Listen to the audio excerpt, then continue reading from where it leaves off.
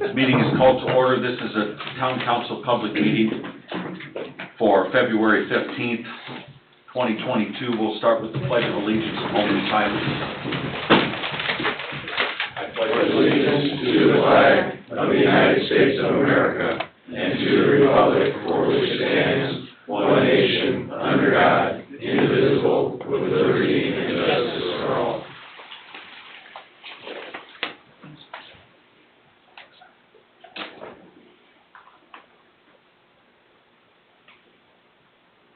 Thank you. Roll call. Robert Carnahan. Here. John Foreman. Present. Julia Rivera is absent. Ralph Miller. Present. Colleen Sheehan. Here. Richard Sharp. Here. Randy Niemeyer. Present. I am present. Crystal Adams. Present. David Austin. Present. We have a quorum. We start tonight with the oath of office for Michael Parrish, Fire Department, or Treasurer.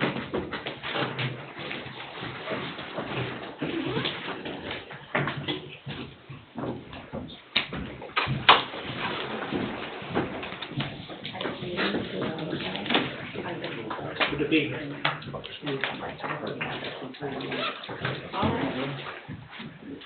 No, you face me. Go ahead. We'll face this way, that way everybody can. Okay, and then just repeat after me. Raise your right hand.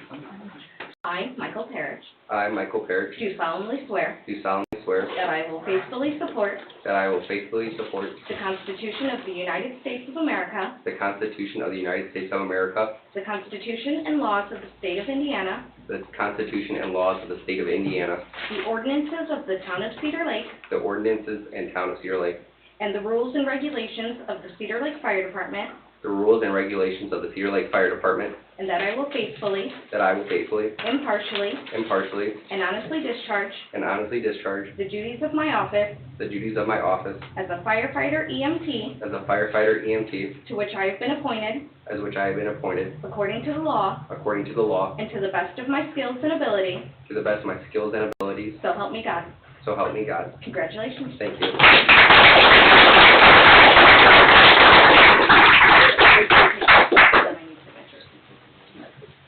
They are. Now, don't just stick that in them, because then we'll have to have them rescued by Nick. Congratulations. Thank you.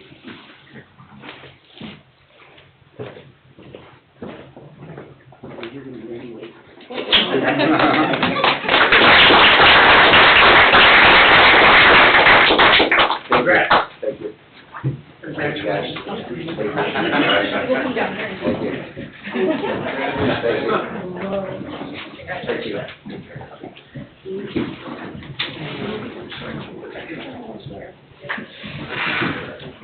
So council, firefighter, paramedic, Mike Parrish comes from Lake Hills Fire Department. That's where he started his career. We are proud to announce he passed his national registry for paramedic on Saturday.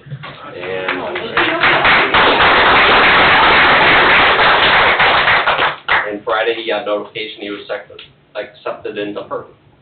Does the family like to have a couple minutes to take pictures or whatever all together? We can move our mugs out of the way. Okay.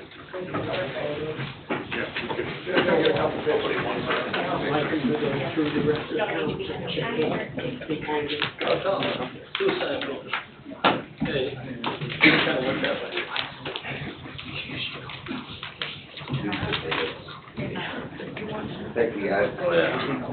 Thank you. Congratulations. You guys can stand in front of that logo if you want. Congratulations. Thank you. Yep, thank you. Maybe Nick. Sure.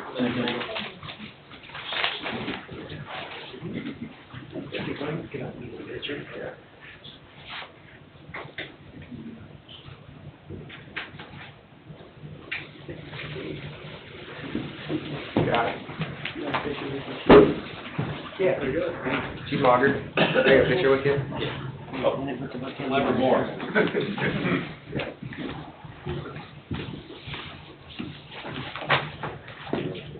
Yeah, I'll do one.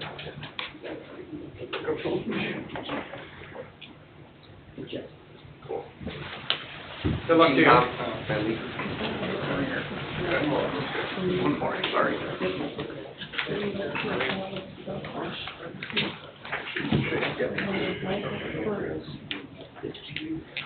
Thank you. Yeah. Good job, Mike. That's kind Chief Mauger, I'm gonna put you on the spot, what's that bring our staff number up to? 4 full-time per shift on 2 of the 3 shifts, and on the 3rd shift, it'll be the 5th. That is awesome. That's good, yeah. When we started this venture back in 2013 with the merger, I think we had 6 full-time at that time. So we've made a good bit of progress. So, very good.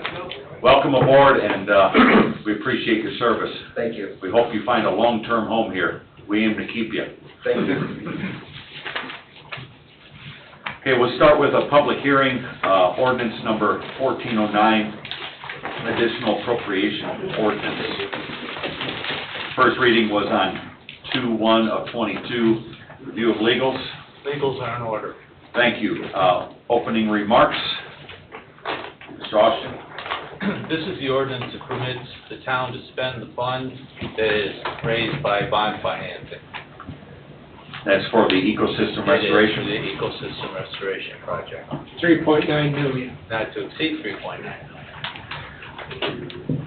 Okay, Mr. Sharp, the reading of ordinance 1409. Ordinance number 1409, an amended ordinance of the town council of the town of Cedar Lake, Lake County, Indiana, approving a lease between the Cedar Lake Redevelopment Authority and the town of Cedar Lake, Lake County, Indiana Redevelopment Commission, making an additional appropriation in connection therewith and all matters related thereto. Thank you. You've heard the reading of ordinance 1409 by its title. Any remonstrators for or against this ordinance? Second call for remonstrators. Third call for remonstrators. There are none on the record. Town council discussion. No, John, this is second exciting. reading, isn't it? This is huge. Yes. This is huge. A clean Cedar Lake is going to take care of helping the next few generations that are going to be born and raised here, and it's a great thing for the town, so. It's finally actually It's happening. unbelievable. Yeah. It's unbelievable. And it's a good plan, I might add. It's a great plan. It's a great plan. It's a great plan, but they're really attacking the areas that need it. And we're gonna save about 15 million off of the cost of the federal project with a project that's pretty close to being the same. Yeah, it's a big day. Town council decision. Is there a motion to adopt ordinance 1409? I'll make that motion. Motion by Mr. Miller. Is there a second? I'll second. Second by Ms. Sheehan. Questions or discussion? Roll call. Robert Carnahan? Yes. John Foreman? Yes. Ralph Miller? Yes. Colleen Scheven? Yes. Richard Sharp? Yes. Randy Neiman? Yes, motion carries 6-0. I'll gavel that one, and with that vote, it's no longer a dream. That's right. It's happening. Did you do a roll call today? Yes, Oh, I missed it. it was 6-0. I will go to public comment on agenda items. Any public comment on agenda items?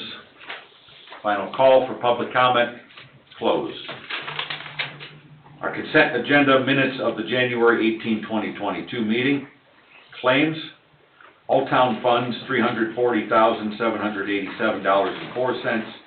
Wastewater operating, $85,043.15. Water utility, $50,286.24. Stormwater, $585.58. Payroll, 2/3 of 2022 of $318,680.44. And January payroll remittances of $177,713.98. Manual journal entries, January 1 through 31, 2022. Would that be corrected? That should be 22. Let the record show correction on the agenda to 2022. And tag day requests, Cedar Lake Lions Club, August 6th. VIPS, April 30th. Hanover Central High School Cheer, August 20th. Is there a motion to accept and waive the reading of the minutes and accept the consent agenda as listed? So moved. Motion by Mr. Foreman, is there a second? I'll second. Second by Ms. Sheehan. Questions or discussion? Roll call. Robert Carnahan? Yes. John Foreman? Yes. Ralph Miller? Yes. Colleen Scheven? Yes. Richard Sharp? Yes. Randy Neiman? Yes, motion carries 6-0. Ordinances and resolutions. Item 1 is resolution number 1303, transfer of property from the town to the redevelopment authority. Mr. Sharp by its title, please. Mr. Austin, summary. Resolution number 1303, a resolution of the Town Council of the Town of Cedar Lake, Lake County, Indiana, approving the transfer of certain property from the Town of Cedar Lake, Lake County, Indiana, to the Cedar Lake Redevelopment Authority and all matters related thereto. Thank you. This is the transfer grant by the town council of certain roads in our town to the redevelopment authority for use as collateral in the lease purchase financing, which will pick up the second part of the lake ecosystem restoration project. So, the bond is being paid by the TIF revenue, but backed by assets. Yes, under the Okay. statute, road public ways are. Community assets. They're community assets. Right. Very good. You talked about we can't, finance the lake, we're financing the property and stuff, That's right? exactly right. We don't own the lake. Right. You mentioned that, so I'm just Yeah, stating that again. no, that's right, Bob. Okay, you've heard resolution 1303 and a summary. I'd be happy to make the motion to approve resolution number 1303. Thank you, Mr. Foreman. Motion by Mr. Foreman, is there a second? I'll second it. Second by Mr. Miller. Questions or discussion? Roll call, please. Robert Carnahan? Yes. John Foreman? Yes. Ralph Miller? Yes. Colleen Scheven? Yes. Richard Sharp? Yes. Randy Neiman? Yes, motion carries 6-0. Mr. President, Mr. Austin. the actions you've taken tonight keep us on track, on task, and on time. And we will be doing the bid award when? March 1st? Is it first or March 15th? It might be the 15th. 15th, I think it's 15th. 15th? Are you talking for dewatering or? Yeah, dewatering. I think that's tonight. The actual dewatering is on our agenda tonight. You're talking, that next one will be for the, we're waiting on the Correct. EPA to Yeah. say what the rate of checking the water Yeah. quality has to be before we have that. I couldn't remember We're what close. the schedule Yeah. was with, I knew March 15th was on there somewhere. Yeah, I think we're real close to him sending out the bids for the actual dredging. Mhm. He's waiting on some clarity from the state. Gotcha. Yeah. Item 2 is ordinance 1412, annexation ordinance, introductory reading. Mr. Sharp by its title, Mr. Austin. Summary, please. Ordinance number 1412, an ordinance annexing certain contiguous land to the Town of Cedar Lake, Lake County, Indiana, and all matters related thereto. This is the initial reading of the ordinance that commences the annexation petition proceeding of the Schilling family for its 193.5 acres south and east of current Lakeside subdivision on West 133rd and the east side of our town. It will follow a public hearing next month with regard to the fiscal plan and policy, and will be about 60 days from an adoptive reading of this ordinance. But this begins that process. One item to note, in the body of the document, reference is made to the zoning district classification upon the parcel coming into the town. If you approve the annexation, it currently says R1 residential. It should be and will be requested, it has been requested, to clarify that to be agricultural zoning, that the parcel will come into the town boundaries. Yeah, don't we always have to do it that way? We don't have to, You but don't. it's recommended that way the PUD can be properly That's, written and negotiated. I got you. that's exactly the discussion I've had with their attorney also. Yeah. So, it's one reading tonight, and But it's strictly for annexation. strictly for annexation. And In fact, John, the question was asked about prosecuting through the Plan Commission, and I reminded them we don't have jurisdiction. correct. And our practice and pattern here in Cedar Lake is when the annexation is completed, it's ready to go Right now, it's still county jurisdiction. completely. Yep. And the concept plan calls for 147. Well, that has no Yeah, relevance I know, on but the that- annexation. No, I realize Yeah, yeah. that, but this is what's gonna come before the plan commission, which will be 140. Possibly, Maybe, Bob. Yeah, possibly, they have to get annexed first. right. Well, 147, single family, 170 cottage homes, 202 paravillas, for 519 new structures. I just wanted to look that up for the public, but Well, it's they- gotta be annexed first. And even when they're annexed, if it's under ag zoning, they could never build that. It would take a plan presented to our plan commission and process. And Correct. hence the reason to bring in ag zoning, so that could be negotiated. Yeah, exactly. Sure. Okay, you've heard the introductory reading of ordinance 1412, as well as a summary. Is there a motion by the council to approve the introductory reading? I'll make a motion to approve ordinance number 1412. Motion by Mr. Sharp, is there a second? I second his motion. Second by Mr. Foreman, is there questions or discussion on the motion? Roll call. Robert Carnahan? Yes, John Foreman? Yes.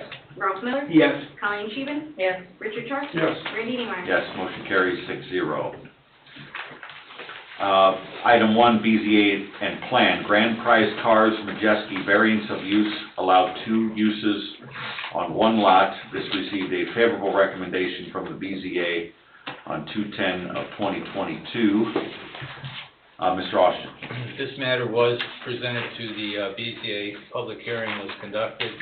There is a favorable recommendation, however, that's not ready for tonight because certification is not completed. Awaiting the completion of the meeting minutes for review and accuracy as well as the exact content of the recommendation. So it needs to be bumped or deferred. motion to defer. Motion by Mr. Carnahan to defer, is there a second? I'll second. Second by Ms. Sheehan. Questions or discussion? I have a discussion item on this. I've been following this in the BZA meetings for quite a while. It's been a very hotly contested item since the subdividing of one meets and bounds lot making it into a lot of record. And with our comprehensive plan being what it is for the 41 corridor to be focused on the B3 development, I would challenge the property owner, Mr. Henn, to get that other parcel subdivided and get it right once and for all. Let's stop playing around with this old parcel and let's get it cleaned up, because if at some point they even want to sell it, this needs to be cleaned up. If we're going to have this planning area as it is, and we adopted that comp plan update, then these parcels need to go from meets and bounds to lots of record in order for this to be done. Yeah, but you may recall, I think the reason this was done the way it was to try to speed it up, to help the property, or the business owner not leave town. Right, it was kind of a one-at-a-time thing, but there's an opportunity now to get this right. And we now have that zoning classification approved, Yes. which we didn't when this all started. Correct. Gentleman that had the tire shop. So there's a great opportunity for everybody to clean up the record and not Once and have for to all. face this nonsense again. Would agree. So, any other questions or discussion? Roll call vote on deferral? Robert Carnahan? Yes, John Foreman? Who made the motion to defer? I did. Bob did, Colleen second. Okay. No.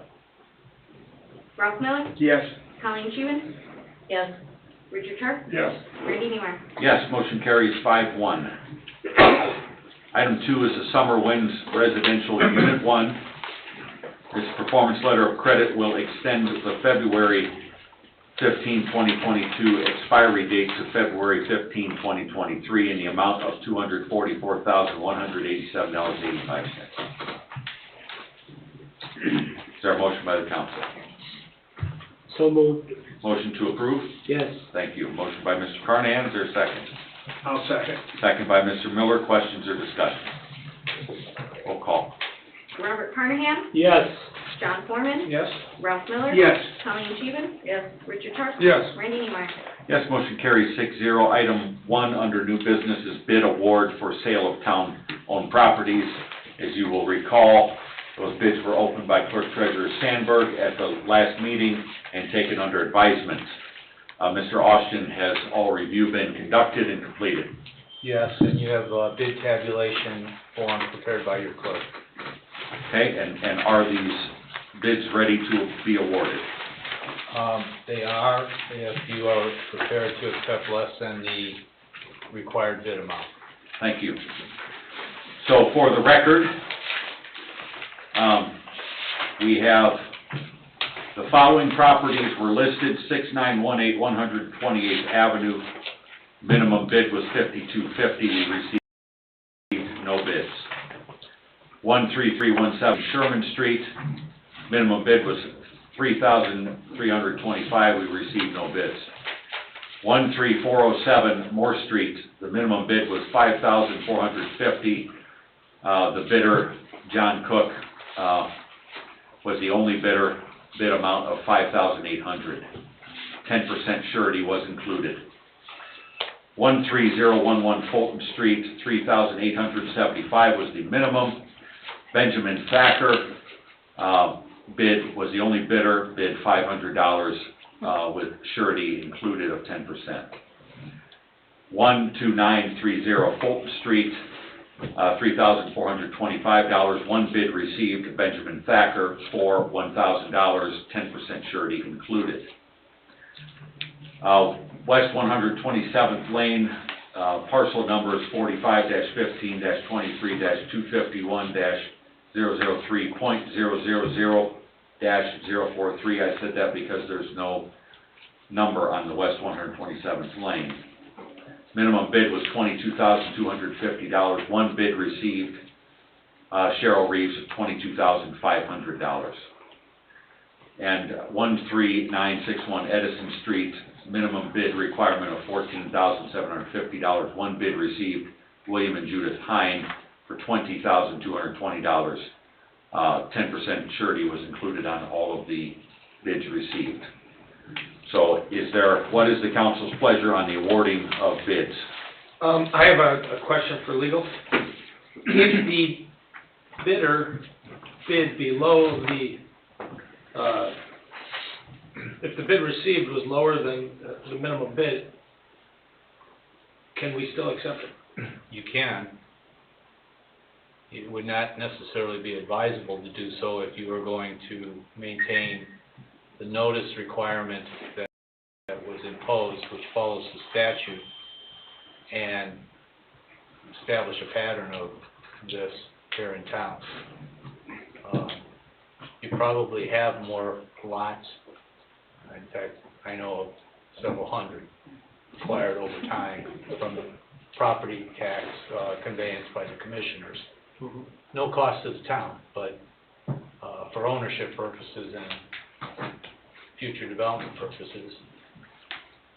But if you go below, you know what that does. It drives the process down. We have three bids that I guess have... what I was thinking is JoJo's Restaurant Corner. Didn't we get a bid and then it didn't make the bid, and then we ended up, then we were allowed to sell it with the realtor? Is that state following the next step? That's exactly what you can do. Yeah.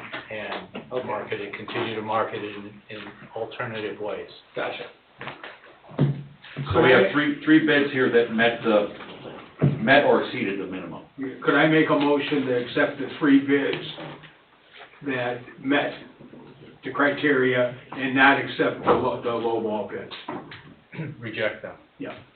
So, for the record, that would be 13407 Moore Street being awarded to John Cook at the amount of $5,800. That would be the West 127th Lane that I read the property key number into the record, being awarded to Cheryl Reeves at $22,501. And that would be the 13961 Edison Street, being awarded to William and Judith Hine for $20,220. And that would mean that the rejected bids would be 13011 Fulton Street, Benjamin Thacker, $500, and 12930 Fulton Street, Benjamin Thacker, $1,000. Yes. Okay, we have a motion by Mr. Miller I'll second. and a second by Mr. Sharp to accept or award the bids on the 3 that met or exceeded, as I read into the record, the minimum bid, and reject the 2 that did not meet the minimum bid. Any questions or discussion? One more question. Yes, sir. Should we also make into the motion, recommendation for town manager to, Solicit marketing. put them on the market? If we are, Mr. Miller, you concur? I concur. I concur. Thank you. We have concurrence with the recommendation from Mr. Foreman that the town manager market the 2 remaining properties. Well, actually, 4. we have 4 remaining properties, 2 that did not receive bids at all. Thank you for that correction. Any other questions or discussion? Roll call. Robert Carnahan? Yes. John Foreman? Yes. Ralph Miller? Yes. Colleen Scheven? Yes. Richard Sharp? Yes. Randy Neiman? Yes, motion carries 6-0. Item 2 is bid award for sediment dewatering facility, SDF Stage 1. Mr. Austin? Or Mr. Salatas, if you will, please. We received 3 bids for the sediment dewatering facility. The lowest bidder was Dyer Construction Company at $2,127,600. The other 2 remaining bids were from Earthworks Land Improvement and Development Company for $2,669,486.00, and GE Marshall Inc. for $2,710,157.12. And the good news is, Wow, this is great. the lowest bid came in about $760,000 below the estimate, so Wow. that gives us room within our budget to improve our project, so. Yeah, that's great news. Yep. And these are responsible bids, Mr. Austin? They are actually, record should reflect that, and so does the Burke engineering letter. Correct. Thank you. And your recommendation is to award it to Mr. Salatas? It would be to award it to Dyer Construction Company. I would also probably add in on the recommendation of the attorney pending finance and review from him. Contingent upon financing for sure, and legal review of the contract documents. Okay, we have a recommendation from the town manager to award to Dyer Construction Company contingent upon review of finance. Is there a motion by the council? I'll make a motion to approve. Thank you. Motion by Ms. Sheehan. Is there a second? Second. Second by Mr. Sharp. Are there questions or discussion? No, sir. Roll call. Robert Carnahan? Yes. John Foreman? Yes. Ralph Miller? Yes. Colleen Scheven? Yes. Richard Sharp? Yes. Randy Neiman? Yes, motion carries 6-0. We're checking off the list. Wow, John. yeah, we're rocking and rolling tonight. Item 3 is payroll consideration for emergency town office closures. Ms. Sandberg. So, last week already, 2 weeks ago now, 2 town weeks hall. ago, Thursday, when our next storm comes in. Yes, exactly.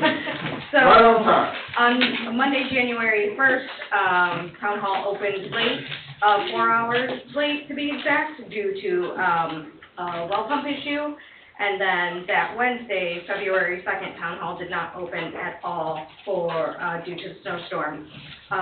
So it's being asked, for the council to consider paying the employees, the town hall staff that, missed those work hours instead of them having to utilize their personal time.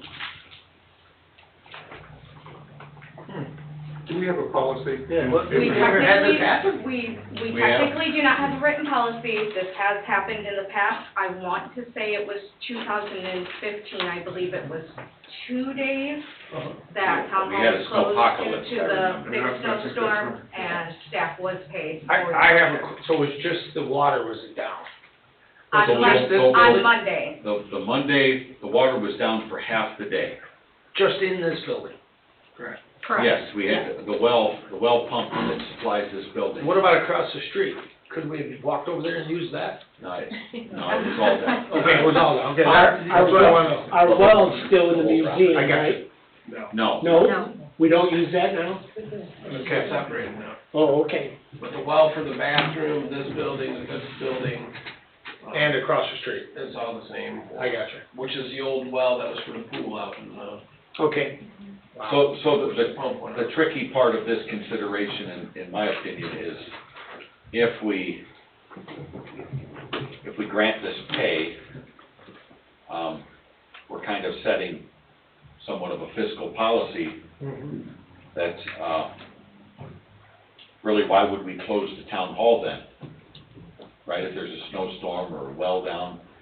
So since we closed it for people's safety, now the taxpayers are being put on the hook for the pay, but yet the employees have a valid question that they ask about, hey, it wasn't their choice to not be here, right? But that's also why we have benefits that cover those sorts of things too. So there's a few different ways to look at it. And, we could be misers and say, no, you're gonna come into work anyways, Right. when there's a foot of snow on the ground, just so we don't have to take this action in a meeting. So that's the double-edged sword to this. Jen, what is our policy if there is a snowstorm? We do not have a written policy. don't have. But we That's did why we it have once that. before. That's why we have this in front of us. There's a precedence for this, but we need something in When writing. did we do it once before? 90s? She said 2015. 2015. I believe 2015, I could be mistaken, but I think 2015 was when that really big snowstorm. And that was for 2 days? I believe it was 2 days. And this is something that would be in the town. I think we should add this subject matter to our policy. This should be, I don't want anyone not to get paid, but they should know where we stand with. But they would still get paid by using the time that's awarded to them as part of their benefits package. So there's, Right, it's a double-edged sword. and some of those parts of the benefits can be banked. So some of this is people wanting to keep a bank Right. for either their retirement or personal use later. So, I'm of the, belief that, we took measures here to protect, number one, with the well, people couldn't use the bathroom. Right. I suppose we could have got a porta potty in here if we would have had to, but nobody would have liked Awful that. cold for this time of year. And the second one was, Tim and I collaborated in the morning and went over the plowing situation and traffic situation, and it was decided between our collaboration that it would be best to not have employees clogging up parking lots and things like that. So I acknowledge that it wasn't the employee's fault, so to speak, but it's also not the taxpayer's fault, but that's also why the taxpayers charge us with approving a salary ordinance that includes benefits. Yeah, I can tell you, Dayton, Cincinnati got an ice storm last week. An email went out, if you can make it, if you can't, you can't. But they had water. But we had to use our personal stuff as a corporate policy. I mean, and I think that if, in the event, like Randy said, we decided that the roads were kind of not, it wasn't safe to be out on the roads, we're trying to keep people off the roads, but I think if we create a policy that says, hey, if you can make it to work and you want to come in, if we're gonna close, then you should have that option to use your PTO time and kind of give them that option at the time of closing, not just saying, we're closed, You must and use then it. you don't get paid, or you must use it, because that, I mean, your benefit of your PTO days is not a benefit if you're closed and you have to use it, in my mind. I mean, I mean, to me personally, but to the people that work here, it's kind of like, when we call them and say, hey, we're closed till noon, or we're closed for the day, I feel that. Well, the one till noon could be flexed out though, too, because Right, that they was a could've short made enough up period of their time, you have flex Yeah, time. and we did, I mean, we did actually get the water turned on like at 11:57. Yes. We made the estimate the day before, that's on Sunday, that, hey, give us till noon, so we put out the word. I till said noon. 10, but give us till noon, so just in case. Good estimate. Mr. Ross, Great. Some people would call this in the law books force majeure, act of God, and you kind of had that. I've counseled you continuously not to legislate the exceptions. We're going to get one of these in 7 more years. Jen told us about the one 7 years ago. I mean, it's, gonna happen once in a blue moon. So if you have a conclusion, you don't need to make a policy, unless you want to, of course. If you think a policy belongs in the book, that's fine. But you don't need to. You can make a public meeting action here with a motion, a second, and a majority vote of the members of the council. Thank you. What's the pleasure of the council to approve or deny the request? Based on the discussion we had, I make a motion to approve it, with us locking the building and asking them not to come in. Motion by Mr. Foreman, is there a second? I'll second. Second by Ms. Sheehan, questions or discussion? Roll call. Robert Carnahan? Yes. John Foreman? Yes. Ralph Miller? Yes. Colleen Scheven? Yes. Richard Sharp? Yes. Randy Neemeyer? No, motion carries 5-1. Item 2 is the 2022 edit, or item 4, I'm sorry, 2022 edit capital improvement plan. All right. Ms. Sandberg. So I believe we have to do this annually, every 2 years? Okay. It's annual. Normally it's handled by the office of the county manager. Well, town manager, I'm coming in with the capital plan. So I First did meeting. look at this, because this is an annual thing, so I looked at, this is exactly what was in front of you last year that Rick Eberly had done, with the addition of, next to the general described projects here in the center, it has where they're on. So some projects are ongoing, planning phase ongoing, RFPs complete, and for the eco restoration program, well, you guys took action on that today, so you know where it stands. So it's exactly the same as last year, just with the additions of where the status is at. Flying colors, Chris. Just nailed it. A week and 2 days in. Thank you, Chris. So who's counting? Not me. Not you. Here comes the fire hose. Oh, yeah. Okay, we have the 2022 edit capital improvement plan for consideration. Is there a motion to approve? I will make a motion to approve and to authorize, town council president to sign and, the clerk treasurer to attest. Thank you, Mr. Carnahan. Is there a second? So moved. Second. Second by Mr. Foreman. Questions or discussion? Roll call. Robert Carnahan? Yes. John Foreman? Yes. Ralph Miller? Yes. Colleen Scheven? Yes. Richard Sharp? Yes. Randy Neemeyer? Yes, motion carries 6-0. Item 5 is Summerfest sponsorship. This was submitted to me by Ms. Mary Joan Dixon, the chairman of Cedar Lake Summerfest. The Cedar Lake Summerfest Committee, Inc. is looking forward to presenting the 40th annual Cedar Lake Summerfest. The special event provides our community and its visitors a very traditional venture for a family to celebrate our community and our nation's birthday. The Cedar Lake Summerfest Committee would like to offer the town council a $4,000 sponsorship in exchange for fees stated in the 2022 contract. And for the record, those fees are related to what we would charge for town services for Summerfest. This partnership has worked very well in the past. We greatly appreciate your time and are looking forward to hearing from you. If you have any questions, please do not hesitate to call, submitted by Mary Joan Dixon. Is there a motion by the council on the request of the Summerfest Committee for a sponsorship exchange in lieu of fees?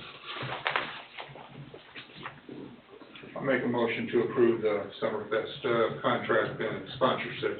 Thank you. Motion made by Mr. Sharp. Is there a second? I'll second it. Second by Mr. Miller. Questions or discussion? Roll call. Robert Carnahan? Yes. John Foreman? Yes. Ralph Miller? Yes. Colleen Scheven? Yes. Richard Sharp? Yes. Randy Neemeyer? Yes, motion carries 6-0. Item 6 is Key Box Program. This was a request by the Hanover Township trustee, so I will turn it to Mr. Toth to explain to us what it is we have in front of us this evening. Good evening. Hi, Good Kevin. evening. Basically, I spoke about this some months ago, and it's been an ordeal trying to put it all together. What we wanted to do was start a key box program where people who need, elderly people who might have some problems or issues at home where they might fall or will need somebody to come and help them, where we will put a key box up outside their door so that the fire and EMS can access their house through that key box. So there'll be a number, you can see the picture of the key box, which is in your packet and all that. So each house would have their own individual number on their code box. They can put a key in the box. We will take that, they will put their own code number in there, give it to us. We will put it, take it to the dispatch centers. They will put it in the computer system so that when fire and EMS goes there, they can be told that, yes, they have a key box and here's the code. So fire and EMS, if they cannot get access to the home, they will be able to just open up the box, get a key, open it up without having to damage anything, break a window, break a door, whatever. So it'll just make it a lot easier.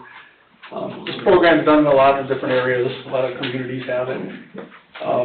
We started talking about this a few months ago, and we were gonna include the police department and all that, but then after some legal talk and stuff, we had some constitutional problems about having the police involved without a warrant having access to a key box, so we had to basically remove the PD from it because of that. So, but as far as the fire and EMS, we're fine. I talked to both county and Southcom dispatch centers about being able to include the code numbers in people's addresses and stuff, and they're on board with it. I've spoken with the fire department about it. I've spoken with the St. John Fire Department about it because I actually wanted this for all of Hanover Township. So it'll be Hanover Township, Cedar Lake, and then of course St. John Hanover Township, which St. John Fire Department would answer to those calls. And then we also will include anybody in, I don't have a problem with our office, I said we'll take care of it. If anybody's in Hanover Township, Cedar Lake Center Township, we would still offer that, as long as they're a Cedar Lake resident and as long as the Cedar Lake Fire Department is gonna respond to those calls. And the fee is $35, right? It'll be what we got is, it'll be $35 for a key box if you want one. You can call our office. Like I said, we will buy some boxes ahead of time so that we'll have them available. So people that can afford it, $35 is not a lot of money for that security to have that, you know somebody will be able to get in there and help you out, so.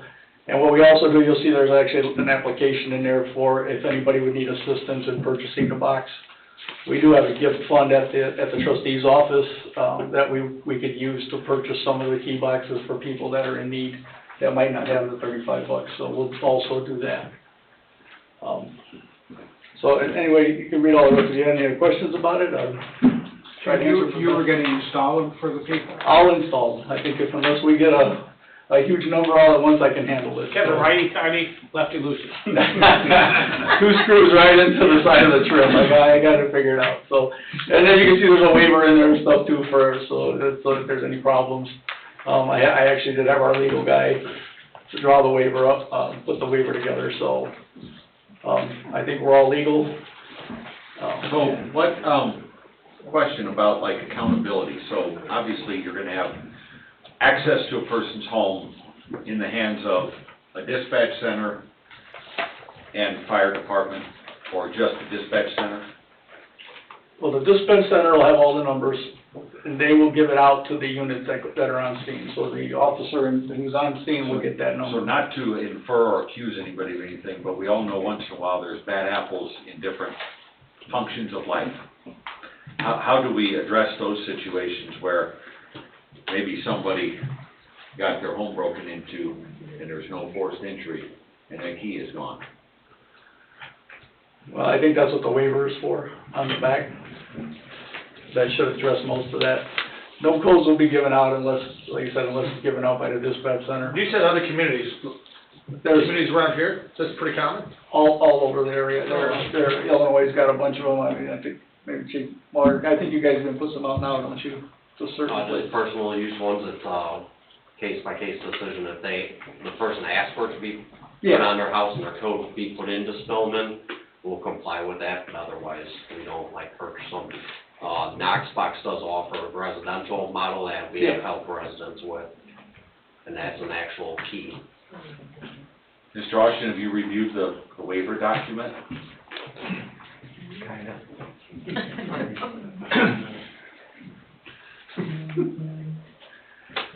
Your comments, please. I hope you don't sign it. Let him clean it up a little bit. What? I agree a waiver can work. It just needs to be complete. What in particular on the waiver do you think is? I think because the in my opinion, because it's under the sponsorship of the trustee and the trustees unit, that town should be protected in indemnification and hold harmless expressly.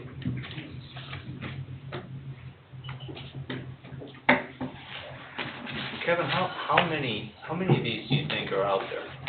How many of these key lock boxes do you think you're gonna be contacted for? Do you have an idea? You researched this before you did it. You know, in the community, I can name off, I mean, dozens. I can name off a few right now that I know that need them, because they're, you know, the fire department does respond to their houses quite often, and, you know, there are a couple of people that are in wheelchairs alone, and, you know, they're always going, fire department's always going there to pick them up. I can't say, I mean, I've looked up some of the communities, I mean, some of our Illinois communities and stuff, they're, you know, they've got like 170 of them out there in their community, they've got, you know, so, I'm thinking maybe no more than 50 in the community, but who knows? There is an indemnification in here, but it doesn't specifically say Hanover Township and Cedar Lake, it says township/town. Is that what you're? And I think probably their attorney was drafting for the township, as you would expect, and so. It does mention earlier in there, Hanover Township and the town of Cedar Lake, and then in several occasions, township/town, as a reference to those two, I would assume, based on reading it. But you have to assume that, actually. Right, it's not It's not likely being explicitly written as document. Hanover Township and Cedar Lake, other than in one particular area, or two areas. If there's an issue, tell me what you want in there, that's why I brought it up to you guys. Why don't we, it's nothing urgent, right? We haven't had it thus far, so. Yeah, I've been working on it for a while. Yeah, I understand, but I mean, if we No, went another couple of weeks. that's fine, yeah, that's why I Why brought don't it to we you guys, so. entertain a deferral and try to. Is that a motion, John? I would like to make a motion to defer this item. It can be cleaned up. Just clean it, Is there- based on legal. Is there a second for the deferral? I'll second. Second by Ms. Sheehan, first by, motion was made by Mr. Foreman. Questions or discussion? I want to say thank you Yeah, to the trustee for bringing this to us. It's a very good program that hopefully will help to save some lives and some property. Will you guys be in contact with me on what you want changed in it, or how you want to go ahead with? Absolutely. Okay, that'd be great, yeah, just let me know, and we'll clean it up, and I'll bring it back. Either Dave or Chris will get in touch with you. Okay, I like delegating to him. that's why he makes the big one. That fire knows we talked about it. Exactly. Well, you know, when he was on the Lowell Town Council, I always tried to picture him in that Cedar Lake shirt, and boy, does he look good in that. Yeah. Well, the shirt might look good, I don't know. It came in Thank you, Kevin. Okay. Appreciate it. We have a motion and second. Any other questions or discussion? Roll call. Robert Carnahan? Yes. John Foreman? Yes. Ralph Miller? Yes. Colleen Scheven? Yes. Richard Sharp? Yes. Randy Neiman? Yes, motion carries 6-0. Item 7 is the reimbursement agreement with Fire Department for Michael Parrish. Mr. Austin. Pro forma, this is the training equipment reimbursement agreement for our new police officer, or firefighter, excuse me. Thank you. This is ministerial. Is there a motion by the council to approve the reimbursement agreement for Michael Parrish? Motion by Mr. Carnahan, is there a second? I'll second. Second by Ms. Sheehan. Questions or discussion? Roll call. Robert Carnahan? Yes. John Foreman? Yes. Ralph Miller? Yes. Colleen Scheven? Yes. Richard Sharp? Yes. Randy Neiman? Yes, motion carries 6-0. Item 8 is appointment of new stormwater board member. We had 2 applications come in finally. One, Benji, I don't even know how to, Kincheoeloe. I don't know how to say that one, but and then there's a James Chambers. So we had 2 candidates there for stormwater. They look like they're both enthusiastic about it, and with some experience that would lend itself well to that board. So we have 2 excellent candidates there. What's the pleasure of the council on a nominee? Either one of them in the audience. Is there one in the audience?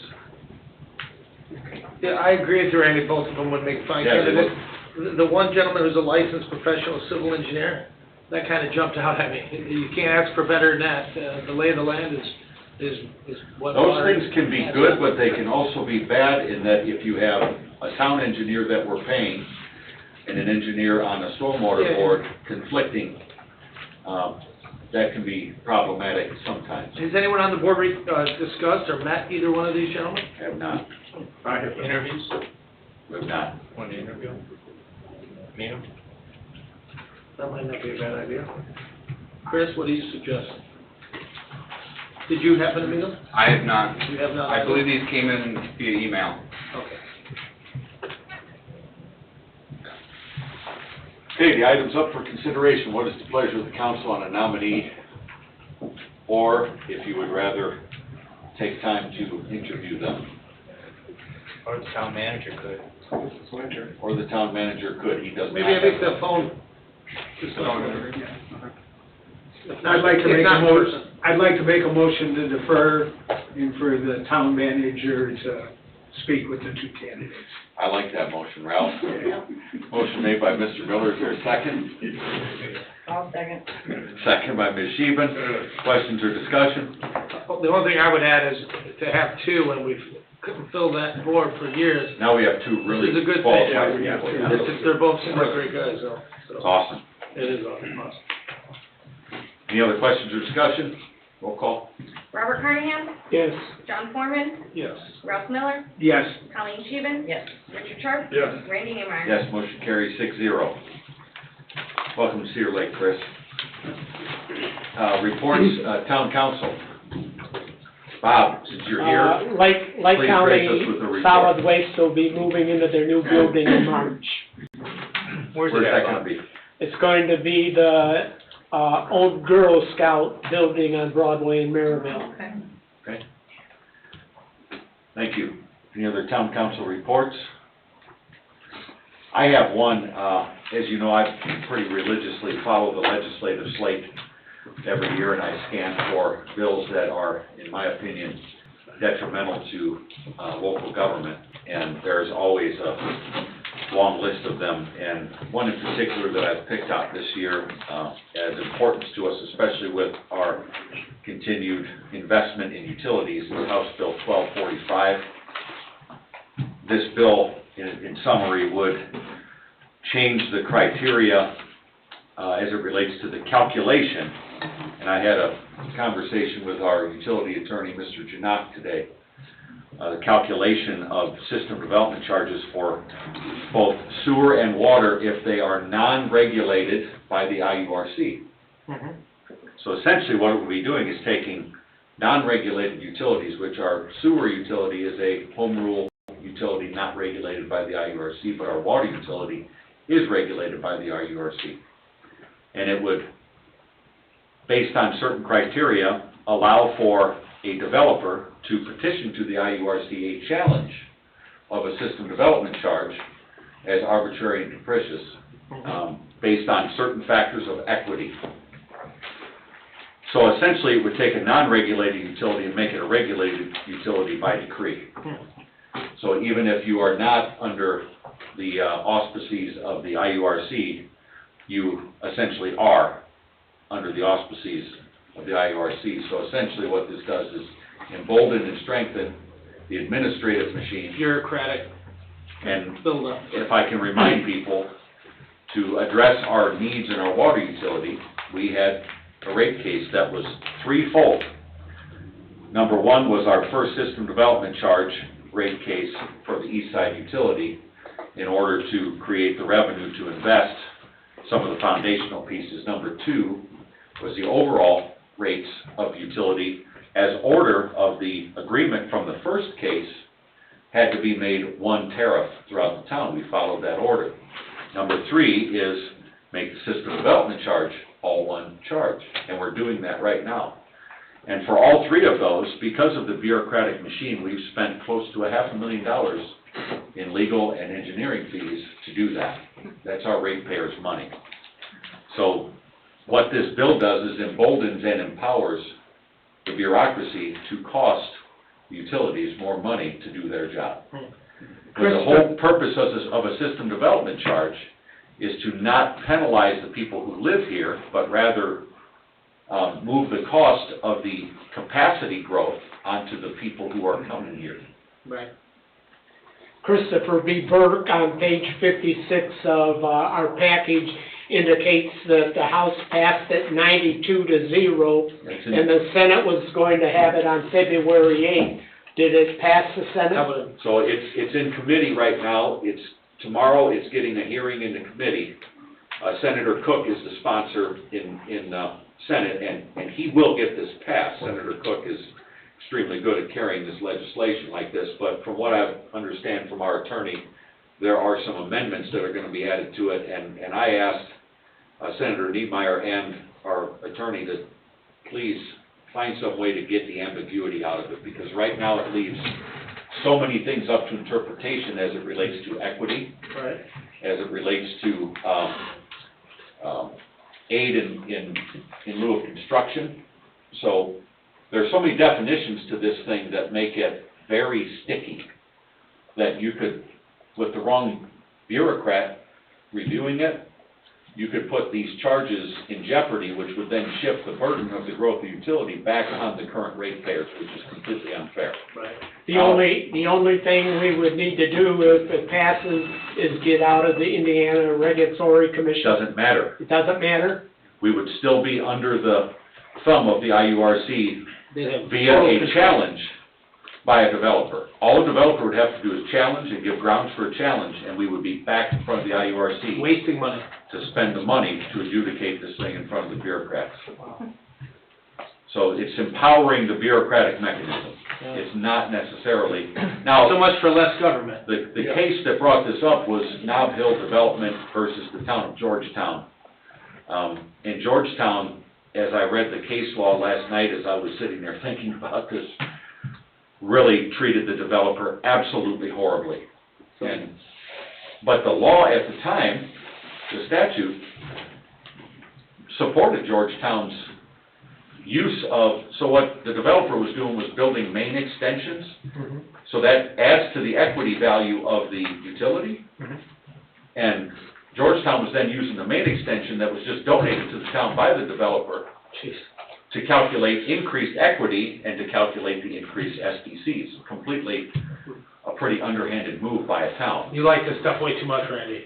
You should have been a lawyer. But you bring up valid points. No, they're all valid. It's a shame that the way you just explained what you explained, it's a shame that somebody didn't downstate during these hearings that voted 92-0. But by legislating the Explain it the exception, way you said it. but by legislating the exception, the one thing that happened that brought this on was one town. Right. The exception now becomes the rule, Right. and now we all have to go through this process of spending hundreds of thousands of extra dollars to do any kind of work to our community. May I quantify what you just said? This is our case, right now. Yeah. Awaiting a ruling, awaiting trial on March 3rd, and a ruling thereafter by the commission. The town's position, vetted by our experts, our consultants, our technical people, Jennifer, I mean, we've added and subtracted, and we've done all the numbers, and the engineers covered it over. $3,500 is the request. It's the petition SDC. Their response, primarily led by the testimony of a non-engineer bean counter. That's the only way I can describe it, because he does not have the credentials to re-engineer our project, has re-engineered conceptually and in his testimony our need for the SDC rate at the amount we petitioned for. And as a consequence, the position of the OUCC is that we should only have an SDC of $2,000 per unit. Well, the difference between $3,500 and $2,000 is $1,500.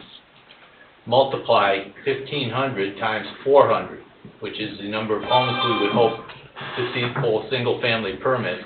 There's $600,000 difference. There you go. Right now. And that's just in 1 year of this circumstance. And that's exactly what they can do by the authority they're being granted and reinforced. Not only is it granted, but the pylon that Randy's talking about is aided by the Title VIII procedures for public hearing and remonstrance.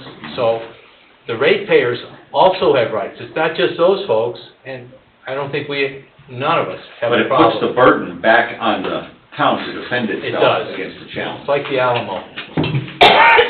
Wow.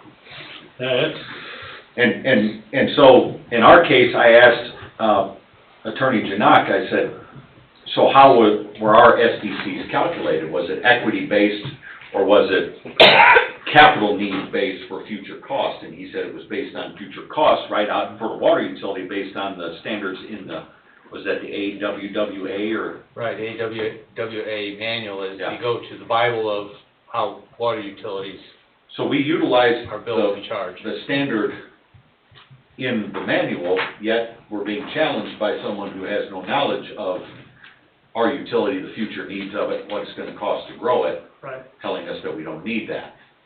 So again, interpretation and clear definition is so important, so I'm working on that with our delegation from Lake County, in the, Senate and the state legislature. I'm disappointed that it passed without any debate in the House, but it's not surprising, Right. because every year it seems like we're faced with a growing list of legislation that will have impacts on local government that are negative, usually created by one or two instances of things that happen in the state. So we're always legislating these minuscule things that could be addressed kind of singularly with some minor adjustments rather than major policy changes. But again, that's how the legislature approaches it. So, and unfortunately, our lobbying arm, which is AIM, Right. really does a poor job with this stuff. I mean, to be honest with you, a conference call with them that Dave and I had a couple of years ago on some legislation, we basically wasted an hour of our lives that we'll never get back. Is that right? Yeah, they pick what they're concerned with, and nothing else gets on the table. So Well, the it's- participants are all interconnected in the inner circle in Indianapolis. They all eat at St. Elmo's. But nonetheless, that's the stuff, and also, our Council Affairs Committee met with Chief Wilkening. Who else was in there? Pat Scolari, Matt Sell. Matt Sella, Yeah. and Jimmy Schultz. They were all in the room. We talked about, the formulation of a structure for firefighter pensions that would meet the new state statute, but also provide a better long-term incentive. There's a lot of work to be done on this type of policy. So the next meeting that we had asked as a committee, would be including the town manager, clerk treasurer, and financial advisor, is to really vet this thing, to be able to give a good report to the council, because there are a ton of moving parts to this. That, Mr. Sella did a lot of really good work on this thing, and I want to give him credit for his efforts, because he's really become kind of an expert at this firefighter, public pension, item. So we want to take this seriously. We want to look at it and figure out how we can apply something like this, and figure out how we can also apply it more broadly to our whole staff, because talent retention today is more important than talent recruitment. So if we can find ways to keep the good people we have, through some creative measures like what Mr. Sella was putting in front of us, it would benefit the community greatly. So that, we'll have a report once the committee meets again. And I did have one thing, Mr. Chairman, for. Go ahead. Just to get it on the record, Mr. Austin, if a development like a Havenwood has a breakdown, for example, 10, 20 years down the road in HOA and their internal covenants, and we own the roads, what happens? We don't own the Havenwood Road. We do not own Havenwood roads, but in the 10 or 20 years from now, had they have a breakdown in their HOA, finances, what have you, The collective group of property owners, homeowners, own the assets. okay. And some of our new PUDs that have been approved over the last decade or more, if and when those PUDs, the HOAs dismantle and they don't follow their covenants, et cetera, then what happens? Same thing. Okay. The balance of the property owners and citizens own those assets. So if they can't pay the people that mow, they can't pay for snow removal, or everybody else do it on their own, et cetera, right? Well, and then at some point, municipal enforcement of Breaking ordinances. Yeah, breaking ordinances occurs. I see. Yeah, it's a sticky wicket. Yeah, that's. John, is there some discussion going on? No, I had asked a gentleman, he'll come up with public comment, he had a couple of subjects regarding that, but I wanted to know what happens if an HOA dissolves, discontinues, what have you. Well, there's a difference From a legal between standpoint. dissolving and Disbanding? yeah, or just disintegrating. Legally, there are two different things that happen. I see. One, on the former, Mm-hmm. the property owners get, the homeowners get the property responsibilities for the entire community. And second, if it disintegrates and they still exist as an entity, Mm-hmm. then they still, through the entity, have control and responsibility. Right. So I mean- it's fact sensitive in the context of assessing who has what, Mm-hmm. and the language on the plat, and the language in the covenants, and the language in the POA documents are critical. And Havenwood is our only PUD that has private roads. Correct. Our other PUDs are all public. So fast forward 10 or 15, 20 years, and the HOA dissolves, those roads go to, It almost always happens, John, they'll petition this town to take over those roads right, at some point. gotcha. I know the city of Hobart has experienced this issue a bit, and I know from a former coworker of mine before he left the employee of the city of Hobart, they were working on some ways to try and fix that problem without having it fall back on the city. I'm not sure, as Dave pointed out, each situation is different than another, so I'm not sure what their final solution came out to be. Yeah, the covenants and restrictions are all different.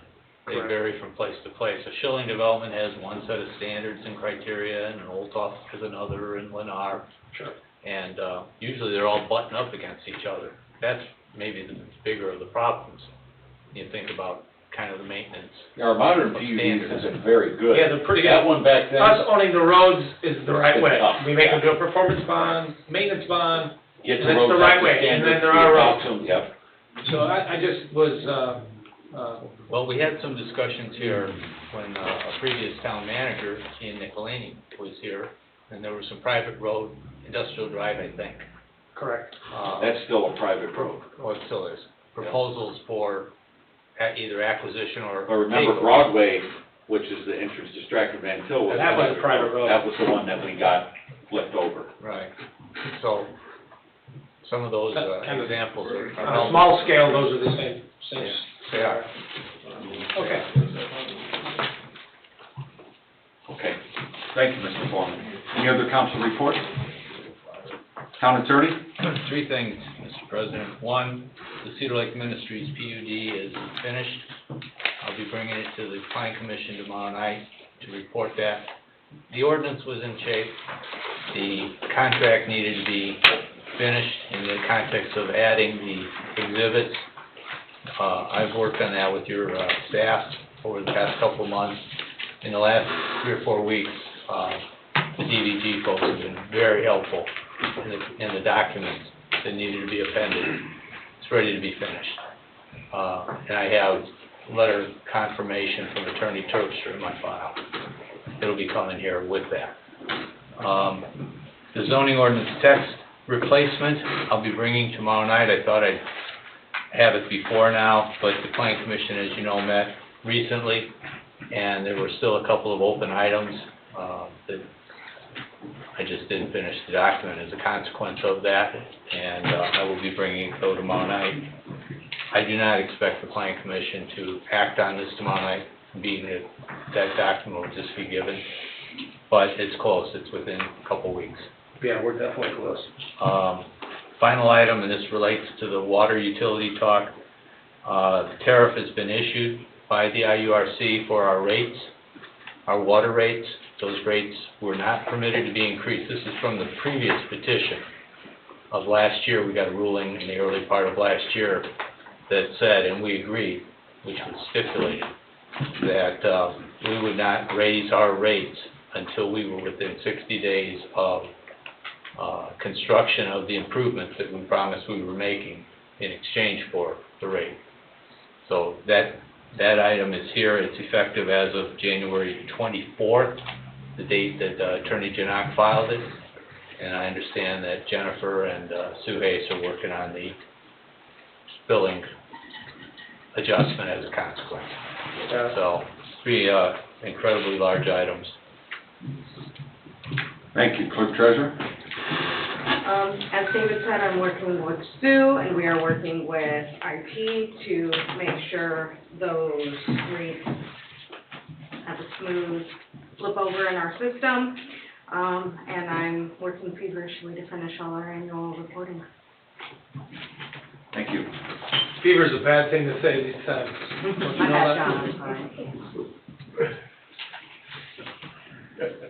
Thank you, Mr. Fauci. Don't ask. Town Manager? Enjoying, my first week so far. Now you're just... We got a lot going on, as you You're not guys know. enjoying it. We've had a lot of bid openings. As you'll see in your A lot next happening. meeting, for the utility board, we have several water projects that have received bids. We had the most recent settlement dewatering facility, so that was great to see that bid come in. So getting up to speed on that, Attorney Austin's been great to work with and helping me get up to there at that speed. We have received the RFPs for the municipal complex for the safety building. We've received 9 of those. They were ranked, and we're going to do interviews with the short list of who kind of matriculated up to the top, and we'll have a recommendation once those are concluded. Very good. Good. And I have to say, he gave me his personal cell phone number, so I've already been bugging him on different topics, so. Good. He gets, he's in there with Chief Fisher and Chief Wilkeny now, so. Whether they like it or not. They're gonna hear from you, right, John? Thank you, Chris. Director of Operations? I don't have anything for this one, thank you. Okay. You're saving for the utility board. I'm saving it. Very good. Police Department? Council, we've had a little over 1,000 calls for service last month. We're averaging about 34 calls for service per day. We issued 138 state citations and 265 warnings, and had a total of 31 arrests with 51 charges last month. Anything else, Chief Fisher? No, sir. Thank you. Fire Department? As you may have known, we took delivery of the new tender from Hanover Township that they purchased. That arrived Friday. Lieutenant Kraft and I participated in the training at the manufacturer and got a lot of training to go, and it started. We're happy to have it, and it's a good resource for the community. Why is it called tender? It's a fire department term. Tanker was an old name. Now they call the airplanes that shuttle water tankers, and mobile ones on the road are now tenders. I learned something new today. Thank you. So is it also a pumper? It's 1,000 gallon per minute pump on it, yes. I always thought those were pumpers now. How many gallons is that Tank? 3,000. 3,000? That's a beautiful truck, and thank you to Hanover Township. Kevin and Adam are here, and bought it with cash, which is always That's 3 minutes. a cool thing. Pretty cool. Anything else, Chief Mager? No, sir. Thank you. Rick Communication, we have a building department report. Looks like for January, we had, 16 new home permits? That's correct. Mr. President, if I may, additionally, working with Cliff and the existing building department program, we were able to modernize the report. Those numbers come directly out of your building department program. So Cliff coming on and assisting us with some IT, we were able to develop a program that we already have and provide you some more modernized reports. Awesome. If I may, additionally, the building department brought in $2,596,000 last year between permit fees and red tag fees, electric permits, and the like. Yeah, the growth is supporting a lot of the growth of everything else, so. Just wanted to While mention growth those is numbers hard. that Jen will be justifying in her annual report. We were kind of going over a couple of them like this afternoon. While growth is hard, it also contributes a lot to the general fund. That So it does. it's necessary. Anything else, Jill? If you roll into Don's report, on page 59 of your packet, that shows a lot of the active projects that we're working on in the Plan Commission. That doesn't include BZA items, but between one lot subdivisions, two lot subdivisions, Taco Bell's preliminary plat and site plan, Oak Brook coming in, another two lot subdivision, Silver Meadows PUD on 155th and Parish, MacArthur Elementary's expansion, including the zoning ordinance amendment, your developmental standards manual, and your subdivision control ordinance on top of all the work Christopher Burke does for us at stormwater level, and roads, and community crossing grants. There's a lot going on, so the report being multiple pages, includes a lot of what's going on in the various departments. And to segue with the community crossing grant projects that we approved in the last meeting, due to some stormwater considerations from a revenue standpoint, we have currently our utility specialist, Sue Hayes, working on getting us a full analysis of the stormwater utility and the revenues. We're running pretty tight. We had a bond rating call last week. I think it went pretty well. But we've got to really pay attention to those cash balances. And we've shifted so many salaries over to stormwater that we've asked Sue to give us a couple of recommendations of ways to increase that margin a little bit, reevaluate the employee matrix, and even look at some fiscal policy in the stormwater utility as it relates to some of the credits that we give automatically. So there's a couple opportunities with low-hanging fruit to make some adjustments in that, but that's also caused us to look at prioritization within the community crossings grant of stormwater investment into the three different parts of the projects. So we have Don Oliphant and Christopher Burke working on that to make sure that we prioritize the needs and we work with pavement and kind of old-fashioned swaling and ditching on the things that don't need the underground attention as some other places.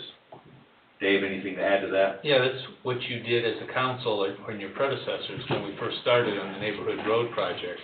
The first ones were not full face and storm and all that. It was get some pavement down, let's get this right, let's get this straight. We bought some time. And that's what we discovered in the last week with the bond call, or the ratings review call, that we needed to do that again. And we've come back and we've done a really, really good job on a lot of the subdivision streets. We've paved an extremely high percentage of roads in this community over the last decade. Not just repaved, reconstructed. There's a big Reconstructed a lot difference. too. That's, if you don't have a place for water to go and tell it where to go, we have a mess. And that's, The last decade has, we've done We've more in done the a lot. last 10 years than what was done in the previous 40. So it's been a lot of progress, but it takes revenue to do it. And right now, we're running pretty tight on that stormwater utility, and we've got our experts working on it. So absolutely. anything else, Jill?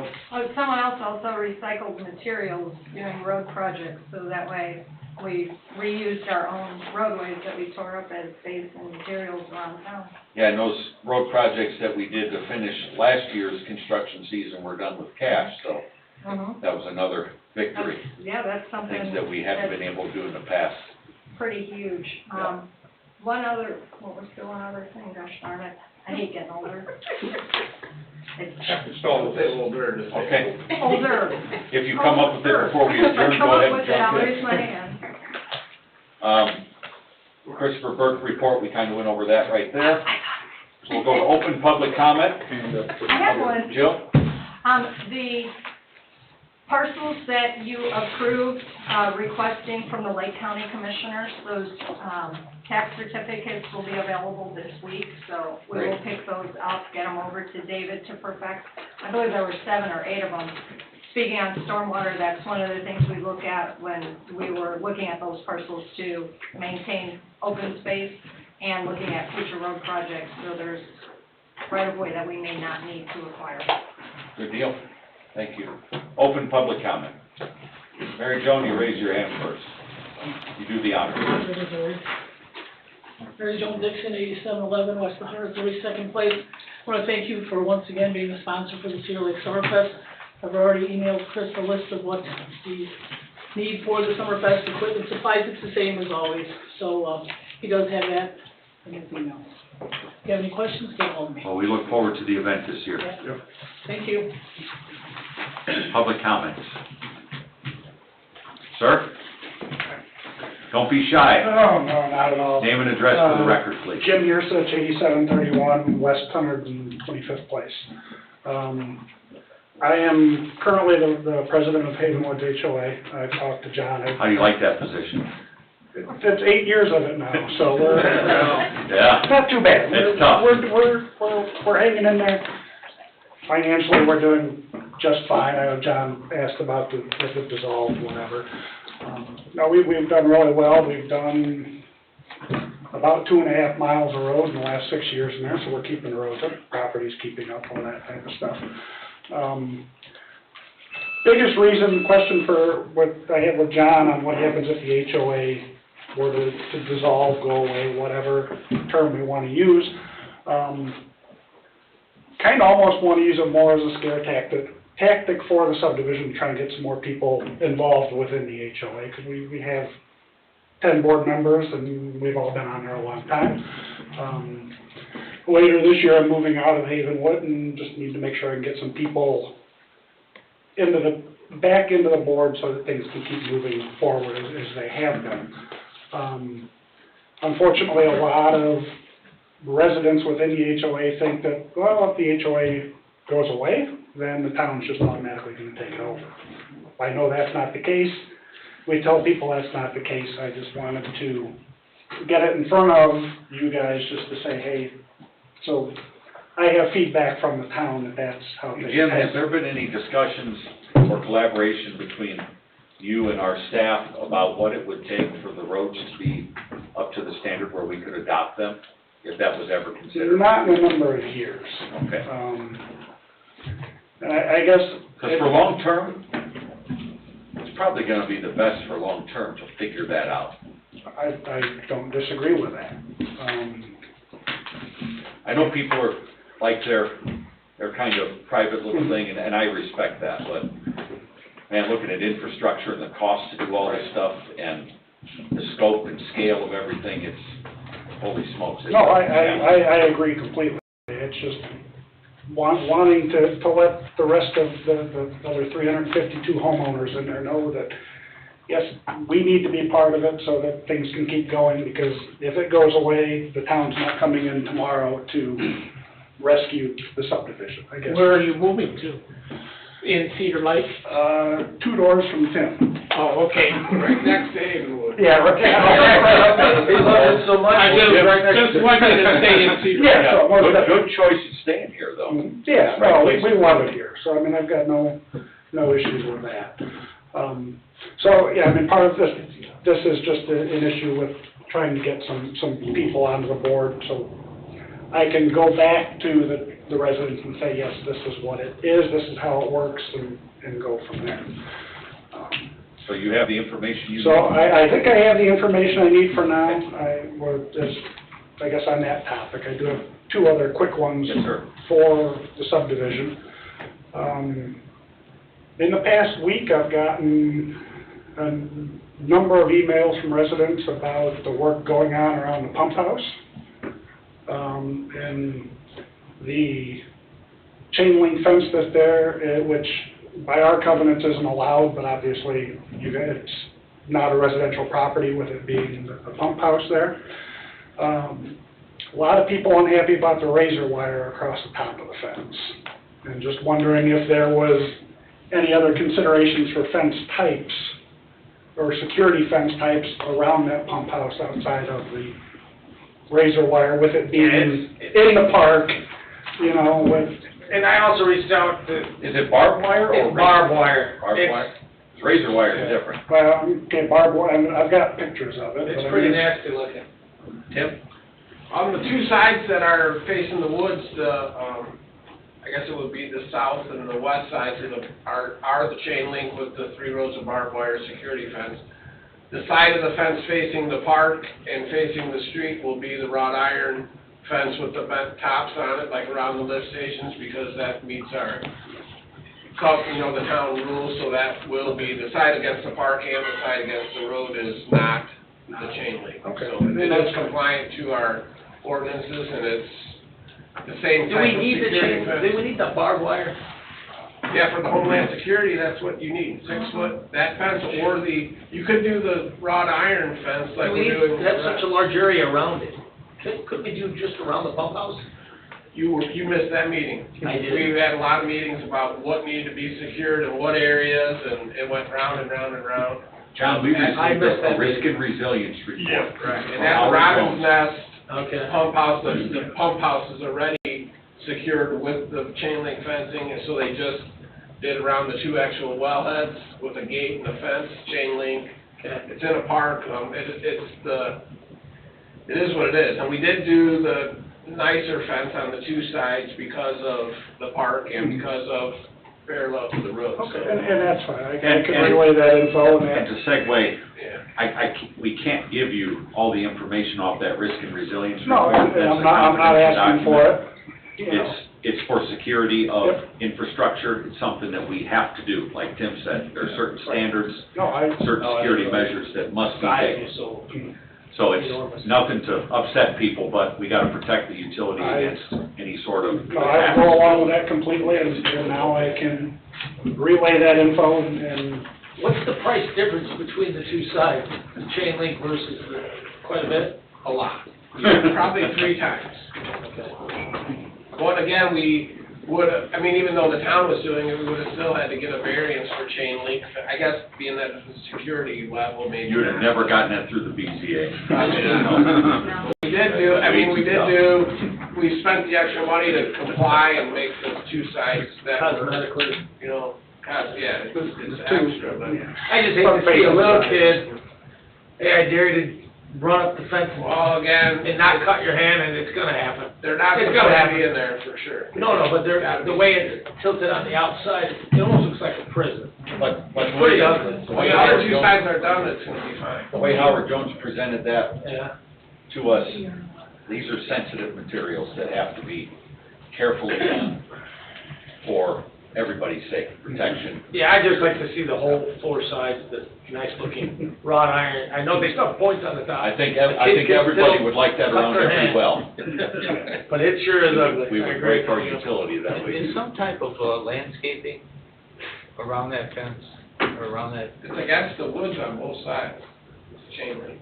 No, it's an attractive nuisance, that's the problem. And every kid 8 years old and higher is, If it's against the Take a woods, look at it they and put arborvitae in, so. there's probably 10 foot, maybe 12 foot from the fence to the wood tree line on both sides, I would guess. What was your other item, Jim? The other item, and this is just something for consideration, and obviously, as we've discussed, Havenwood's private, we take care of our own grass cutting, snow plowing, all that type of fun stuff. But just wondering if there's a possibility to contract with the town, pay the town for the snow and salting services. Dave, you can contract. how would we develop a cost basis for that? Probably on a time and material calculation, and then Right, but perhaps. so much of what we do is spread out over so many things. Right. Would you have the staff and equipment to do that, Tim? No. And that's completely fine too. This is, Oh, it's a good question to ask. yeah, and then again, it's just more for information because you know, people start to talk and say, oh, well, this and this and this, and, Tim might have to call me into a plow truck. I'm ready on the threaten it a couple times, yeah. I've been on your short list of calls. You're on there. That's the one negative to having a CDL. Watch it, Adam, if you get elected. You've got a CDL, buddy. Is Randy jumped in the driver's seat yet, is what I wanna know, to show you how to run that truck? He's been close. Listen, I can run a tractor trailer as good as anybody, but I told Tim, if he puts me in a plow truck, don't be upset if a couple mailboxes. I've plowed plenty of parking lot spaces, but not many roads, so, but those are the three things I had, so. thank you, Thank Jim. you guys for your time. Appreciate it. Thank you. Hey, Junior, are you happy you got to sit through this lovely meeting? No. I'm offended by I feel like this you're in comment. school, don't you? He's actually here for Boy Scouts, for This one is of a the badge civics lesson. requirements. Sit I down love and it. sit in the community, right? Yeah. Any other public comment? Any public comment? Can we please go? Third call? Anything online, Jen? No hands are raised. Well, No. we thank you for your patience in this meeting. We will be going into our utility board meeting, if any of you have the stomach for that. You're welcome to stick around, and we will immediately go into that. So this meeting is adjourned. Mr. Sharp, give Ralph a moment to, take care of business. What's up, Brenda? How are you, Brenda?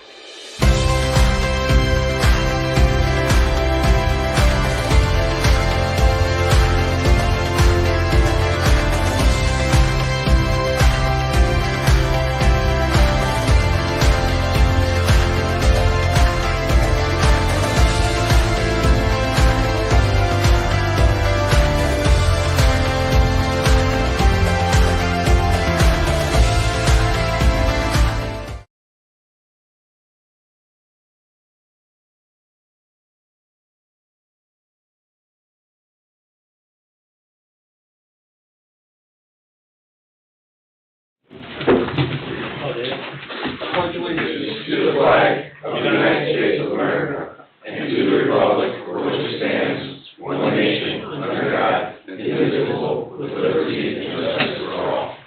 Thank you. Roll call, please, Jim. Robert Carnahan. Here. John Foreman. Present. Ralph Miller. Present. Randy Niemeyer. Present. Colleen Scheven. Here. Richard Sharp. Here. I am President. Chris Levis. Here. David Austin. Present. New business, approval for the minutes from November 16, 2021, December 21st, 2021, and January 18th, 2022. Motion to accept and waive the reading of those minutes. So moved. Motion by Randy, I'll second. second by Colleen. Question? Question? Why do we have so many at once? Because I was sick for a little while there, and then annual reporting got me a little behind. Is there a mechanism we have in place when we have these situations, like a backup to get minutes done? Because this stuff is regulated by open door laws as far as the flow of the minutes, so I just didn't know if we need to look at, because these things happen, life happens, not being critical, just saying, do we have a backup in place for these sorts of situations? Within my own office, no, because we have tried in the past to have staff do it, and we actually got further behind when having other staff members do it, so that's why I took minutes back over.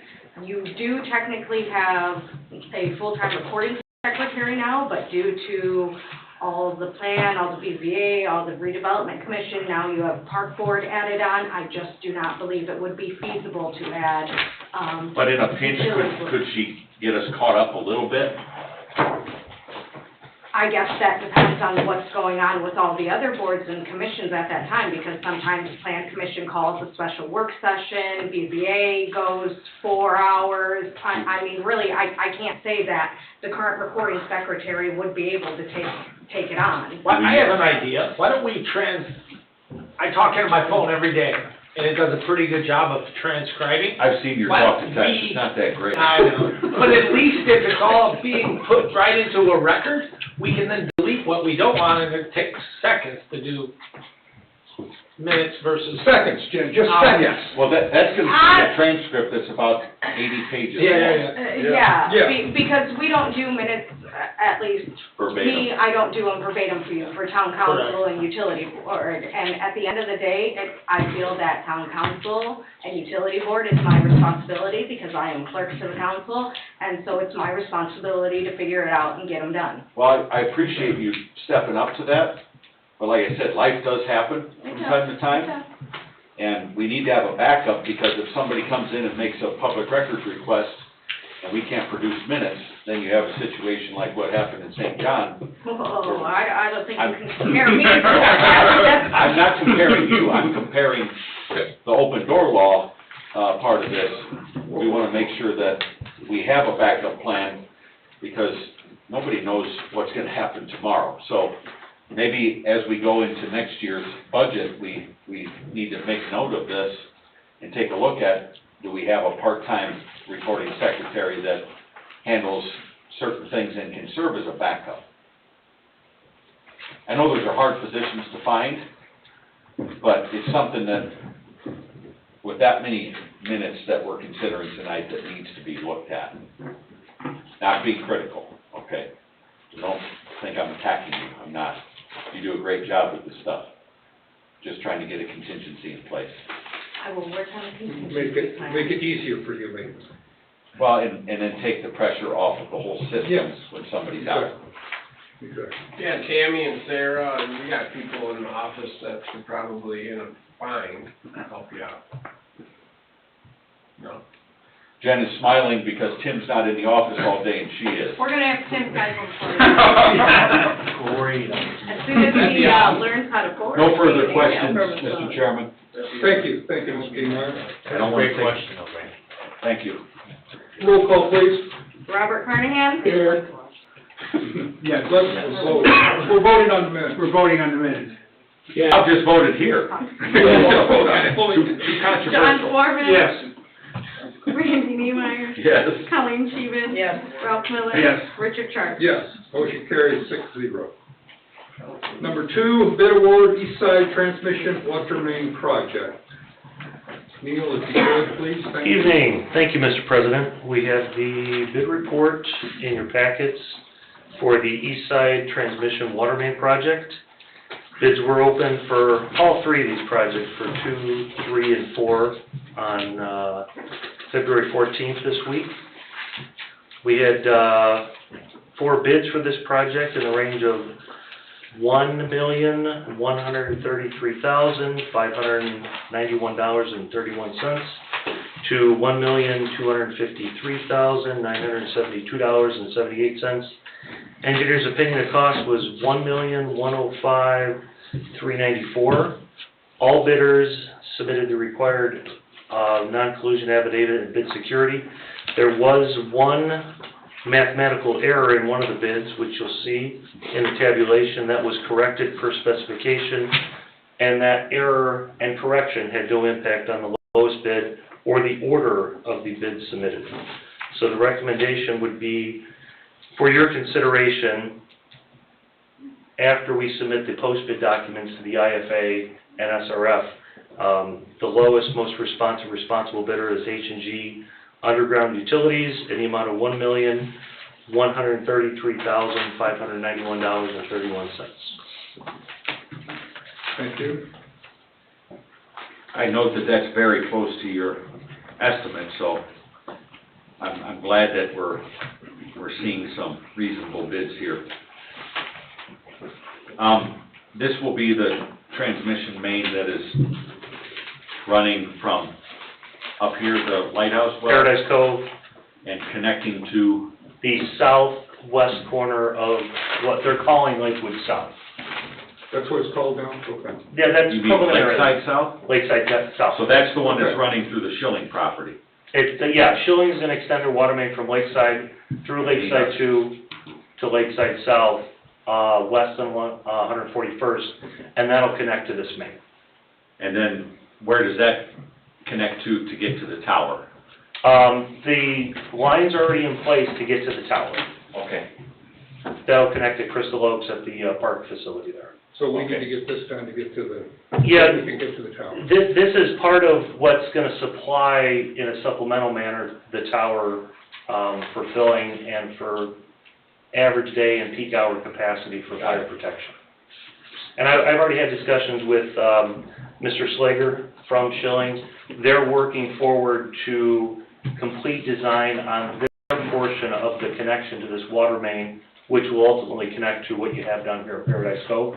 And then they'll get that permit in front of, IDEM for that transmission main extension, so we can connect these 2 So we facilities. can make the connection. The challenge you got is you're going through the IFA, SRF, the process to not only go through all that and construct this through the public bidding process, which is, just another bureaucracy, is much more, entailed than what a developer can do. They can get their plans together, they can send them down to IDEM, they can negotiate with, 5, 10, 20 different contractors, get the best bid, and they may be completed a month or 2 before we are to there, where we need to extend that main to be able to connect to them. And that's just the nature of private versus public development, unfortunately. Mr. President, Yes, sir. our financing is on track, but it's about a month yet. So any actions might warrant, either an approval or Contingent, can we do that? contingent, or alternatively, I'll hold it for 2 weeks and come back here in a special meeting, 1st of March. What you could do is accept the recommendation and allow staff to coordinate with IFA, SRF to, they'll ultimately give you the notice and the ability to award these. We have to put all the bidding documents together. Going through the SRF, we have Davis-Bacon wage rate determinations, the American Iron Clause, additional reporting requirements that are not anything of your doing, but were a result of the last rate case that required you to go through the SRF. Again, That's good news. the addition to the bureaucracy continues to cost Yeah. ratepayers' It's just money. money on You top of get, money. you get zero value for it. Well, no, the one benefit is the interest rate in the You environment. still get the interest rate. You still get the benefit of the premium on the interest rate. That's what they keep selling down there, and they add it up to 2% versus 3%, or Pretty soon, 2.5 versus almost to go the other way. 3/4. Where's H&G Underground from? Oh, Laporte. LaPorte? Yeah, they have several offices. I've never heard of it. Permanent, they're a division of permanent gas. Yeah, we've They're worked with them. They've been around a long time. They're really good. Mr. President, I'd like to make a motion to award the bid as recommended by Neil Simstead to H&G Underground Utilities, contingent upon the execution of financing. Thank you. Motion by Randy, do we have a second? I'll second. Second by Ralph. Roll call, please, Ken. Robert Carnahan? Yes. John Foreman? Yes. Randy Neemeyer? Yes. Colleen Scheven? Yes. Ralph Miller? Yes. Richard Sharp? Yes, motion carries 6-0. Thank you, everybody. Number 3, bid award for the East Side Water Utility Elevated Water Storage Tank. Thank you, Mr. President. We had 3 bids for the east side elevated water storage tank at Crystal Oaks. There was one addendum. Engineer's opinion of cost was $1.71 million. That addendum was the SRF front-end documentation, which is everything we discussed, the Davis-Bacon wage rates and the likes of those requirements. The range of bidders was $1,863,000 to $2,175,000. There were no errors in the bids, and all bidders submitted the required bid security and non-collusion affidavit. The lowest, most responsive and responsible bidder is Caldwell Tanks in the amount of $1,863,000. Thank you, Neil. Wow, for a water tower. Yeah. How does this compare to your estimate? They were 150 grand more. $153,000 higher. We're in pretty good tolerance there. The only thing I noticed is that the steel, the water tank itself, is 300 and some odd thousand. Yeah, compared to the CPI and the bite inflation, this is pretty good. Well, we've got 14 noble ordinance. Yeah. That says there won't be any inflation in, Whatever. You heard that too? yeah, I heard that. I don't know where they got their Nobel Prize from, probably for poetry or something. Back of Rolling Stone. Yes, we have seen steel and paint in the past. What's the timeline? Do we have the IDEM permit? Permits ready to go. Okay. So, once we approve this, what's the next step? We will Again, prepare SRF? the notice of award, coordinate with SRF. They will give us the ability to award. All the documents will be prepared awaiting their notification. As I said a couple of years ago when we started this, our ratepayers are gonna get a bill, and they're not gonna be happy with it. Nobody ever wants to pay more, No. and especially the east side customers. When will they be able to see with their eyes a tangible project happening? As soon as we get the notice of ability to award, we'll coordinate that documentation, schedule a pre-construction meeting with town manager's office, and then they will be able to submit to us what their material delivery schedule is. But even before that, they can start on foundation. So there will be work beginning probably April, May at the latest. We need to see dust moving, so. Financing schedule on this is a pre-closing on March 10th, if my memory's accurate, and closing officially on March 24th. March 10th and March 24th. Yeah. Okay. Very good. Thank you, Dave. Mr. Chairman, I make a motion to award the bid on the East Side Water Utility Elevated Water Storage Tank to Caldwell Tanks, the amount of $1,863,000 as recommended by engineer Neil Simstead, contingent upon commencement of finance. I'll second Randy's motion, but I did have one question. Where's Caldwell Tanks out of? Louisville, Kentucky. Motion by Randy, second by John. Roll call, Jen. Robert Carnahan? Yes. John Foreman? Yes. Randy Neiman, Yes. Colleen Scheven, Yes. Ralph Miller, Yes. Richard Sharp. Yes, motion carries 6-0. So Neil, you'll appreciate this, and this will be quick, I know it's late. When I first became a council person and I started working this job, I was talking to all the people that make water tanks, and I was trying to figure out how to get a mobile robot to weld them in the field, so. That's all I got. So that is Roll Brothers. That was quick. Did you get that done? How'd that work out, John, okay? No, but Caterpillar and companies like that are figuring it out. Now they're doing it, yeah. You didn't patent You need the patent. Yeah. that? Patent. Why don't you get them to practice and build ours? Number 4, bid award for Utopia subdivision water main. We had 2 bids for the Utopia water, subdivision water main replacement. Engineer's opinion cost was $2,816,383, and the range of the bids was $2,700,400 to $2,827,578. There was 1 mathematical error from Gatlin, and that correction was made no impact on the difference. It was strictly a product error between the units and what they submitted in one specific item, number 23, which you'll see on the tabulation. And recommendation award to the lowest, most responsible bidder would be to Gatlin in the amount of $2,700,400. Thank you, Neil.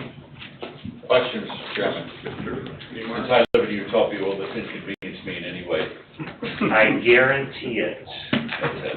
I got to vote again. So you're, The biggest... no motion? I vote that. The example I will use is doing road projects for the past 28 years.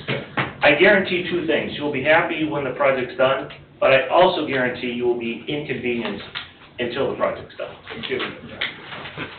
Well, good thing I'm not home very much. The good news is you'll still have water. Yeah. It'll all work out. If you don't, you get a half day. If you don't have water, you have to. Jack, we need to apologize. No, he goes in home. Yeah, that's right. Sorry, no half day. Can I second that? That was a good one. Now you can do that, Chris.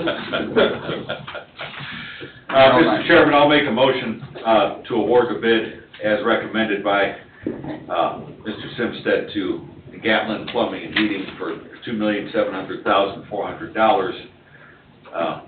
Again, contingent upon the commencement of financing. Motion by Randy, second by, I'll second. second by Colleen. Boy, that's a lot of money just for the line. But you think about how old that Utopia water main is, Man, how much water that thing carries right now for all these subdivisions? Yeah. That is a vital piece of infrastructure. On the west side, to be sure. Yeah, it's just, It is probably the most important piece of infrastructure. And part of that project also is making additional connections through the subdivision onto Parish at 3 separate locations. Part of what Don's doing on Parish Avenue, we're kind of piggybacking on that to make sure redundancy and looping is a part of that as well, to maintain that reliability of service. That's where it all starts. Yep. Okay, Yeah. all right. Utilities, Inc. Very good. Thank you, everybody. Roll Your call, family. Jen? Robert Carnahan, Yes. John Foreman, Yes. Randy Neiman, Yes. Colleen Scheven, Yes. Ralph Miller, Yes. Richard Sharp. Yes, motion carries 6-0. Thank you, everybody. Mr. President, on Yes. on a side note, we looked internally in our office, and since 2018 to 2022, the average increase in water utility infrastructure has been a factor of 2, cost-wise.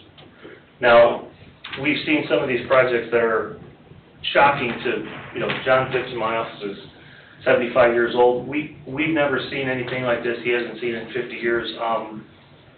What's actually beneficial is you're getting these out to bid now and awarding them now. With all this ARPA money, I don't know what's gonna happen in 6, 12, 18 months from now when there's another $500 billion of these funds out there. So as scary as some of these numbers are, they are in line with what we've seen recently in the past 5 to 6 months. Mr. Chairman, can I ask you a question about what he just said? Yes, sir. So, with the increase in ARPA dollars in it, obviously we know what happens when more dollars chase less product, creates demand, creates inflation in the price. Pretty Yes. simple economics. Is a part of this that there's so much ARPA money available, not just creating demand in the marketplace, but creating opportunity for artificial markups? Not from what we've seen. There's been a consistent trend through 20, 21, and into 22 that even predated those ARPA funds. My comment was, I have no idea what's gonna happen in that 6 to 18 month period once the rest of this money gets out there. That's more dollars chasing fewer products. You may be able to get a bid, but can you get the material equipment? The thing that I'm concerned about is, people being advantageous price gougers too. And I think that's something that we need to make sure that our Attorney General keeps his eye on, because I've been told recently that our project that we agreed to go have these on with Lowell in our sewer treatment plant is seeing a 50% inflationary rate. I had heard that as well. Yeah. Much higher than CPI or any numbers that relate to, material costs. Yeah, what we have seen is CPI is 9.5, 9.7, somewhere in that general range. Transitory, but still in that range. But in the construction industry, the non-mass grading aggregate stone base and asphalt, which are relatively stable, 5 to 10%, maybe 12, the majority of the cost inflation is in the pipe, the valves, the hydrants. I mean, we're seeing hydrants. And what is the reasoning for that? If I knew, I wouldn't be here right now today. But is this something that, from a policymaker standpoint, that we need to engage our elected officials that watch this kind of thing, that are supposed to be out Price of steel there? has tripled. But why? What's the factors? The factors is one thing, Randy, supply and demand, and. Not just that. It can't be just that, John. Not just that. Every single component cost we have for building automation projects been up by 30%. In logistics, we have steel surcharges on every single product that we manufacture. I understand the logistics part of it. It's 3 times the price, both shipping and steel prices. Well, why is steel so much more? Well, they're making record profits. They're giving bonuses every quarter. Well, right, they're And making we record did the profits, but tariffs. that We shows did a the little bit tariffs of on gouging. Thus, it kept those other countries from dumping.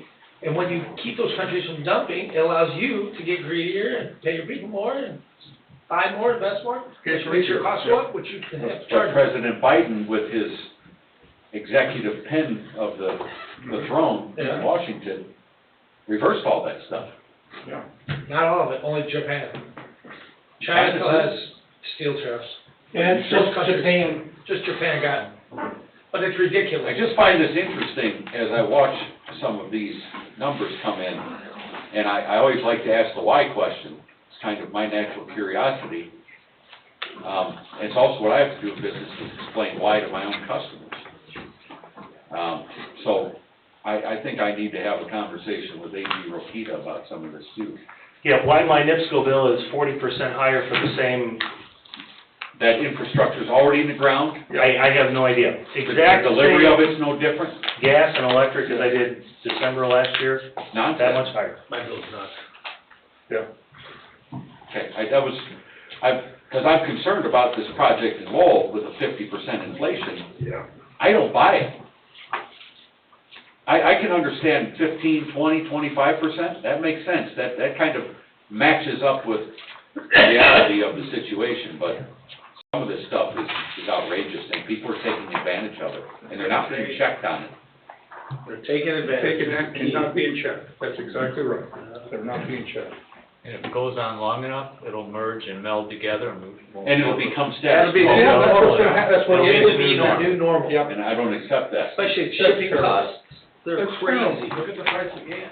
They're in the middle. Yeah, I mean, to what Tim is saying, I mean, I understand that my diesel between 2019 and today is almost a 100% increase. It's double the price of the milk in the truck, like. Well, Putin might be doing Well, what the funny thing is, the price oil of the milk prices that I go haul up. Yeah. has only gone up Right. about 7 or 8% That's why I over said that we period would of have time. ever thought in our lifetime you'd pay more But- for a but in gallon the of gas retail, than a gallon of milk. It's gone up by 30%, but the production side, what the farmers would pay, not even 10%. Yeah. Yeah. It's a really bad equation going on right now in the economy, and we need to have some people watching this. When I think it's going to get worse, from what I've seen. Okay, Thank you, Mr. Chairman. thank you, Neil. Moving on to the Lakeview Business Park Water Recapture Agreement, Mr. Austin. I'm still working on this with Okay. Attorney Bauer. Okay. We are very close, and I think when we're done, we're gonna have a template format. Well, that's, okay, great, That will be great. able to be used. The developer's attorney's been very cooperative. I would say, let's try to get it done before the thaw comes out of the ground so they can rock and roll, Yeah. because. Well, they're already putting pipe and infrastructure down, so that hasn't stopped them. Yeah, I don't think. Well, it's pretty hard to dig these days. Yeah, but- It's all in, the water's in. Is it all in? Yeah, we have basically a handshake agreement with them saying that we will in good faith finish Yeah, what we we want started. it. And They they know need that, tenants. they know that from my For the discussions economy, with their Jack. attorney. Thank you. Do we need a deferral on this, do you think? Just leave it on your agenda. Okay, we'll just leave it on until next time? I plan on reporting on it anyway, so. Oh, okay, thank you. Written report, clerk treasurer Jennifer. The cash summary and expenditure reports were sent out to you last Friday, I believe it was. Okay, Nothing really new at this time to report. thank you. Consultant staff reports, Neil, again. Thank you. Items 1 and 2, West Side Sanitary Sewer Interceptor Project 1. We have the notice of award. I met with Rick after the last meeting, got that signed. Contracts have been returned to us as of Friday last week. We have reviewed the insurance and the bonds. Everything's in order. We will get with Rick and Jen to get that signed and attested, and then we will proceed with the pre-construction meeting. I talked with Dave and one of his associates today. We're getting the last documentation so we can have the easements in order, at least in our office. I know they've been taken care of on a staff level. And then we will begin construction on that as soon as we give them the notice to proceed. And then we'll coordinate with Chris' office, and then we'll get working on that. We'll get the highway department involved because we are occupying portions of Morse, 159th, and Klein Avenue. So I'll get with Dwayne Alverson, the county highway engineer. Project 2, I've been coordinating with Dave's office for the acquisitions of the easements. I know we had some residents and property owners that had some questions, I think, and I hope we got those answered. Yeah, that's all worked out. Okay, perfect. And I know, as of today, you got another additional easement. So as that proceeds, we are completing design, and we intend on being able to submit the IDEM permit within the next 60 days. And those generally tend to take 60 to 90 days, but they do have some additional staff, and my hope it'll be less than that.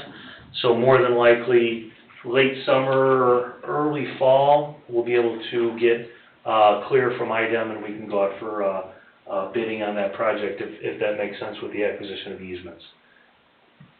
So that's item 2, East Side Sanitary Sewer Interceptor. That's being coordinated with the sewer department. Tony and his staff are taking care of that with the contractors that are doing that work.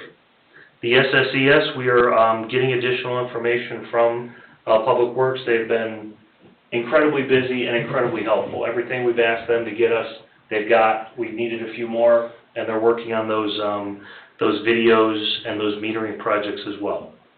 Item 5, actually, I think we can take that off the agenda. It's complete. Award contingent. And I got a feeling something will take items 5 place soon enough. Yeah. And when that does, we'll prepare a report for you. Yeah, we used to be again. And then I think Chris is looking to set a JMOB meeting, so that'll probably be in March if we're able to put that together. Okay. What's the date on GMOB, Chris? We're looking at March 1st March now, 1st, 2 weeks from 3:30. today, right? Yeah. Don't let them push you out longer. The ball keeps moving. Yeah. Well, the most recent, That's some wall. I don't trust them. the most recent request was the day that IURC has the hearing You scheduled. can stay for a while now. So, yeah, that's why. Team down. I love it, in that Cedar Lake shirt, that's great. Any questions? You get a picture? No, sir. Thank you so much. send that to Thanks, Lowell. Neil. Thank you. That they sent him in his shirt to Lowell. Right at home. Picture. Director of Operations.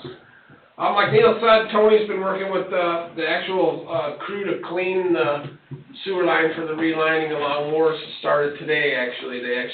They got their equipment here the other day. They actually started doing the cleaning of that main to get prepared for the lining, so that's Well, that's great. forward progress. Oh, They've been okay. meeting with the manhole relining and also the lining guys and also the manhole rehabilitation people to figure out bypassing and shutting down lift stations and getting a game plan to actually accomplish these things. So it's all moving forward pretty well. The lighthouse well test with Ortman is gonna start at the end of next week, and they're gonna get that done. The new drive for well B that we had when we had no water back, how long ago, we still don't have another drive for the second pump. It's been crazy trying to get. Oh, my Lord. They keep giving you dates and ship dates and target dates. I guess they actually do have the 2 new drives in sight, so, they're gonna still perform these tests so we can keep everything moving along for Neil, and then put the new drives in after the fact. They're gonna use the one that's in there and do well 1 and then switch over to well 2 and get it done, so we got. So we've had no redundancy this whole time? No. We have 1 brand new drive, which has been fine, but, it's just trying to get it, it's This crazy. is a bad economic situation. Yeah. You know, the federal government brags about the unemployment rate, but what they don't talk about is how many people dropped out of the employment pool. Right. And the fact that about less than half of our total population is actually working now. Yeah. I was at an integrator in Hanover Park today, and they had Crazy. a big huge system waiting for one little panel. Wow. Nickel's holding up $1 million. It's ridiculous. Supply chain's a disaster. So it does. It's crazy, and I just signed a receipt today for 2 6-inch gasketed sewer caps, and it was like $47 for 2 plastic 6-inch sewer caps that were probably a year and a half ago, maybe $3 a piece. Crazy. We have 2 That's years, gouging. Yeah, that is gouging. 2 years of capital expenditures, and we're going. Yeah, those That's what the costs, those PVC things and stuff is just nutty. 2 years. Also, we have we're going to hopefully be having the. 2-year window. We're hopefully gonna be having the gentleman from the Suez tank maintenance program that we're supposed to be getting it going for the water. We're hoping that he's working on updating the cost from 2019, I believe, was when we had the last proposal. So, we're hoping to have him bring his presentation to you at the next council meeting. He didn't have everything quite ready for the utility board. With talking to Sue Hayes, she acted like, the sooner the better, so instead of waiting for the next utility board meeting, we're gonna try to bring that to the next council meeting, just to, speed it up, if that's okay with you guys, if he can make it, but we're shooting for that. That's good. Makes sense. Yeah, that's good. And then, We're there with Chris. yeah, that's all I have. I mean, we're still trying to figure out what to do with a new truck, a crane truck for the sewer department. Again, everything you look at is 10 times more expensive than it was before. Lead times to get a truck is insane. Is it rusting away? What's the problem? Yeah, it would take like about $90,000 to get it to what we would need to replace, and, it's just not feasible. Can we buy another used one? I actually found another truck that's only got 1,000 miles on it. It's got a smaller crane than we need, but it's like $109,000, and it still needs a new crane. But we're trying to figure out the best solution. It's been tough, but we're definitely gonna. What about an old fire truck, Tim? Come on now. Invert the pump, the suck. You know, belt trucks? I've been thinking about coming looking at those 2007 Macs, to tell you the truth, but. I've still got them for sale. We're definitely trying to figure out the best avenue, but the times of getting something built, is just. So I have a question. It's Why crazy. can't we co-op with 3 other towns and all share the same asset? Well, that. Do you need it every day? Like, we have 29 lift stations, so our guys need, that's a, Vital to it. especially, I mean, we were paying people to bring their trucks out to service our stuff prior, Right. but now we have in-house people that need that equipment to do what we were paying all that money for, so it's a. And we did that once before with, what was that, a tub grinder or something, and they accused us of breaking it. Yeah, Tires, it's definitely a piece of equipment that, at this point in time, with the amount we have to do in our town, we don't wanna, we need it. I mean, we need to Okay. be on the road. You 'Cause know, I that asked- truck will be out in. I asked Todd this year out to go about sharing a ladder with someone else, and he almost strangled me, but. How'd that go? Nick, you might remember that I conversation. mean, some people, if you only had if a couple communities that had 3 or 4 lift stations, but now that we're moving in the direction we are, where we have our guys that are doing this work, before they just came up in a pickup truck to see what's going on, but now they're actually. Does Lowell have what we have, As far as what? that pumper truck? No, we've got Train trips, they don't. Yeah. You know what I'm saying? Like, they're our partner in the Lowell's water, got 6 in the lift sewer, why stations. can't we make a deal with them? Like Lowe's only got 5 or 6 lift stations, they're nowhere. Oh, they don't have anywhere near us? They probably still pay, We've got so many Combined because of sewer the dot com. contour, Yeah, we I pump up and down and. they pay a contractor to Right. come out and do their work like Pro Pump or like we Pro did Pump. before, so, Gotcha, I gotcha, mean, gotcha.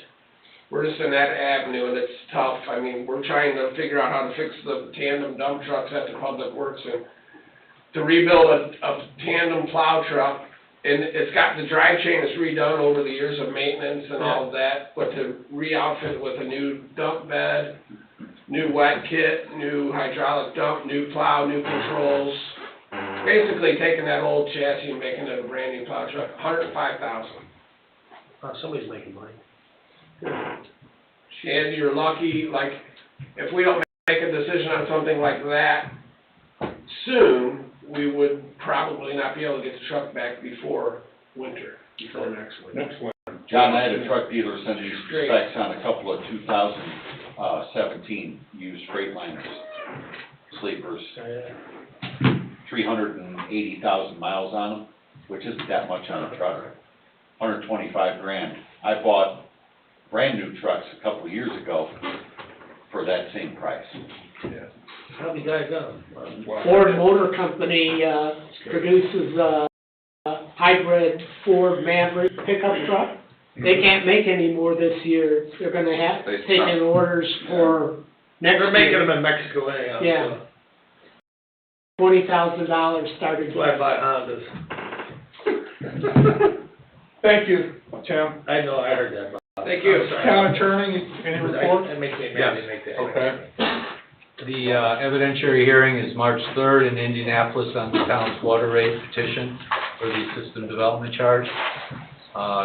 Chris Schnock did have a discussion with the attorney for the OUCC responsible for that agency, and he was fairly unprepared, and it was fairly non-substantive. Chris wasn't unprepared, the person you talked Chris to. ready to try the case. Yeah.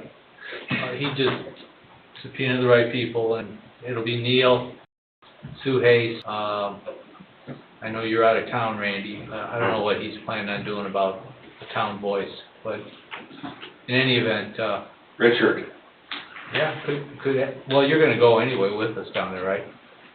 Yes, yeah. I'll be in Tuscaloosa that weekend, so. Cool.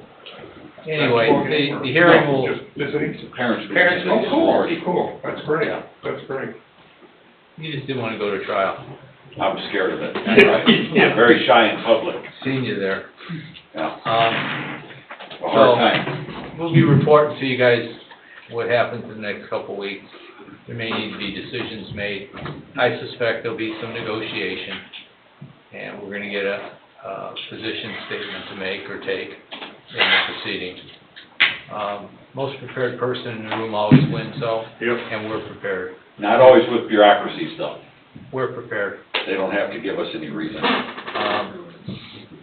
There was an issue, and Jennifer, I thought you might mention it, and since you didn't, I will.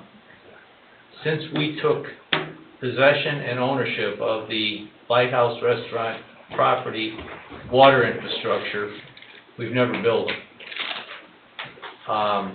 There's a billing component, they're required to pay the same billing that anybody else of like size and use and water volume is to pay. Sue did a report, you should be getting it shortly. There's about $4,400 at issue. But you just discovered it in the course of preparing, the pro formas for the financing. That's really where it came from. Sure. So I wanted to alert you to that, so there's no surprise. This is completely discretionary on your part, by the way, in the event that you're thinking the relationship of the town with that property and property owner is of such, you have the authority to waive and/or correct or bring current the invoicing. How many months does that involve? Since August, August. Yeah, doing things in the rears is always tough, August billing. Yeah. because they close their books at the end of the fiscal year, let's say. I don't like going in the rears if it's our mistake. They're on the, they're not, it Well, doesn't make any difference. They're on $4,400. I understand, It's we not- should discuss it. They should should be have a it deal breaker approved. for us with them, No, correct.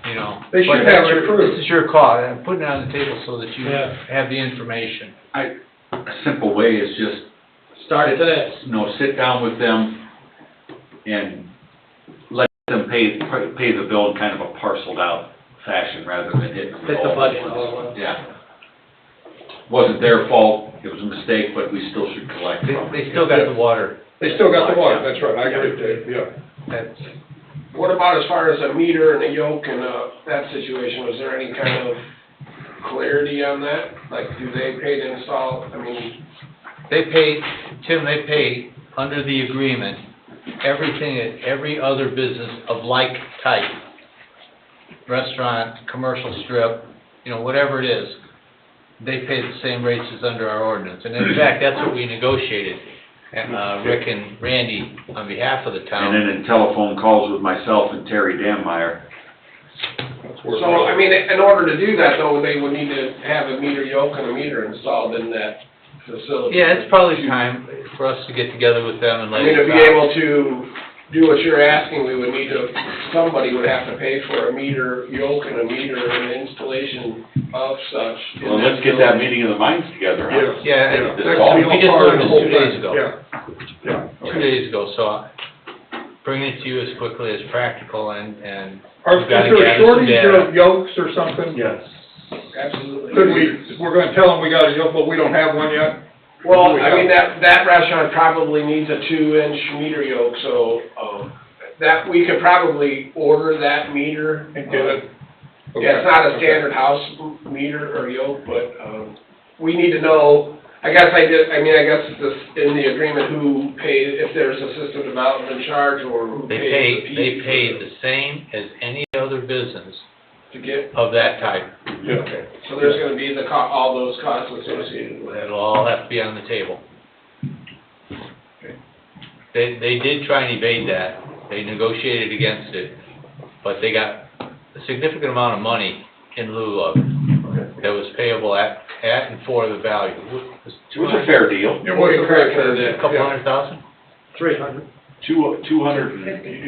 It was right at 300. Yeah. So, I'm not feeling bad for them, but I'm also knowing the way we've got this information is not good, timing wise.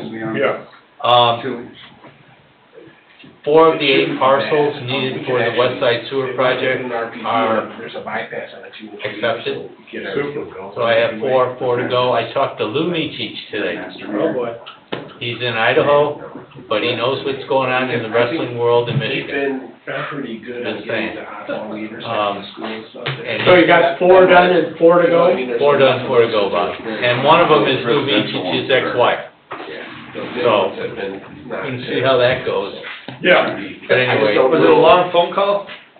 it carried on for a while, and I had a meeting to go to, so I had to cut it off. Remember, right, they had like You know. a 4-inch pipe coming in there. He was very Fire pleasant, suppression, very and pleasant, very polite, very courteous, so meter for he didn't have to water be, line. he was though. It's been a while, and I wasn't like. And that's my report. Okay. Any questions? I didn't know. Any questions for town attorney? It's like a. No, sir. Okay, thanks, Dave. Thank you. And the JMOB report, March 1st? March first, are you looking? Yeah, Okay, right, 3:30. okay. And that's at Lowell this time? Yes. Okay. And you know how to get there? I can stumble my way there. Okay, thank you, sir. Any public comment? Mr. Chairman, I have one comment. Yes. Looking down this utility list and seeing everything that's going on, I just want to say thank you to everyone who serves up here now, everyone who served before us, who kind of set us up. Back to 2009 and 2010, the utility condemnation process. The team at Public Works, everybody, I mean, we're here on the precipice of setting this thing up for a couple of generations now with infrastructure, and this is a great moment to be at. So, all the other economic conditions and things we talk about be damned, we're still sitting here doing this stuff. So, thanks to the ratepayers and all the people who made this possible, that we're on the cusp of seeing these things happen that are going to make Cedar Lake the destination community that we think it can be. Thank you, Randy. Very well said. Anybody online, Jen, anybody? No, everybody has logged on. Oh, no. Shock. Okay. All right, thank you, everybody. This meeting's adjourned. Next meeting, Tuesday.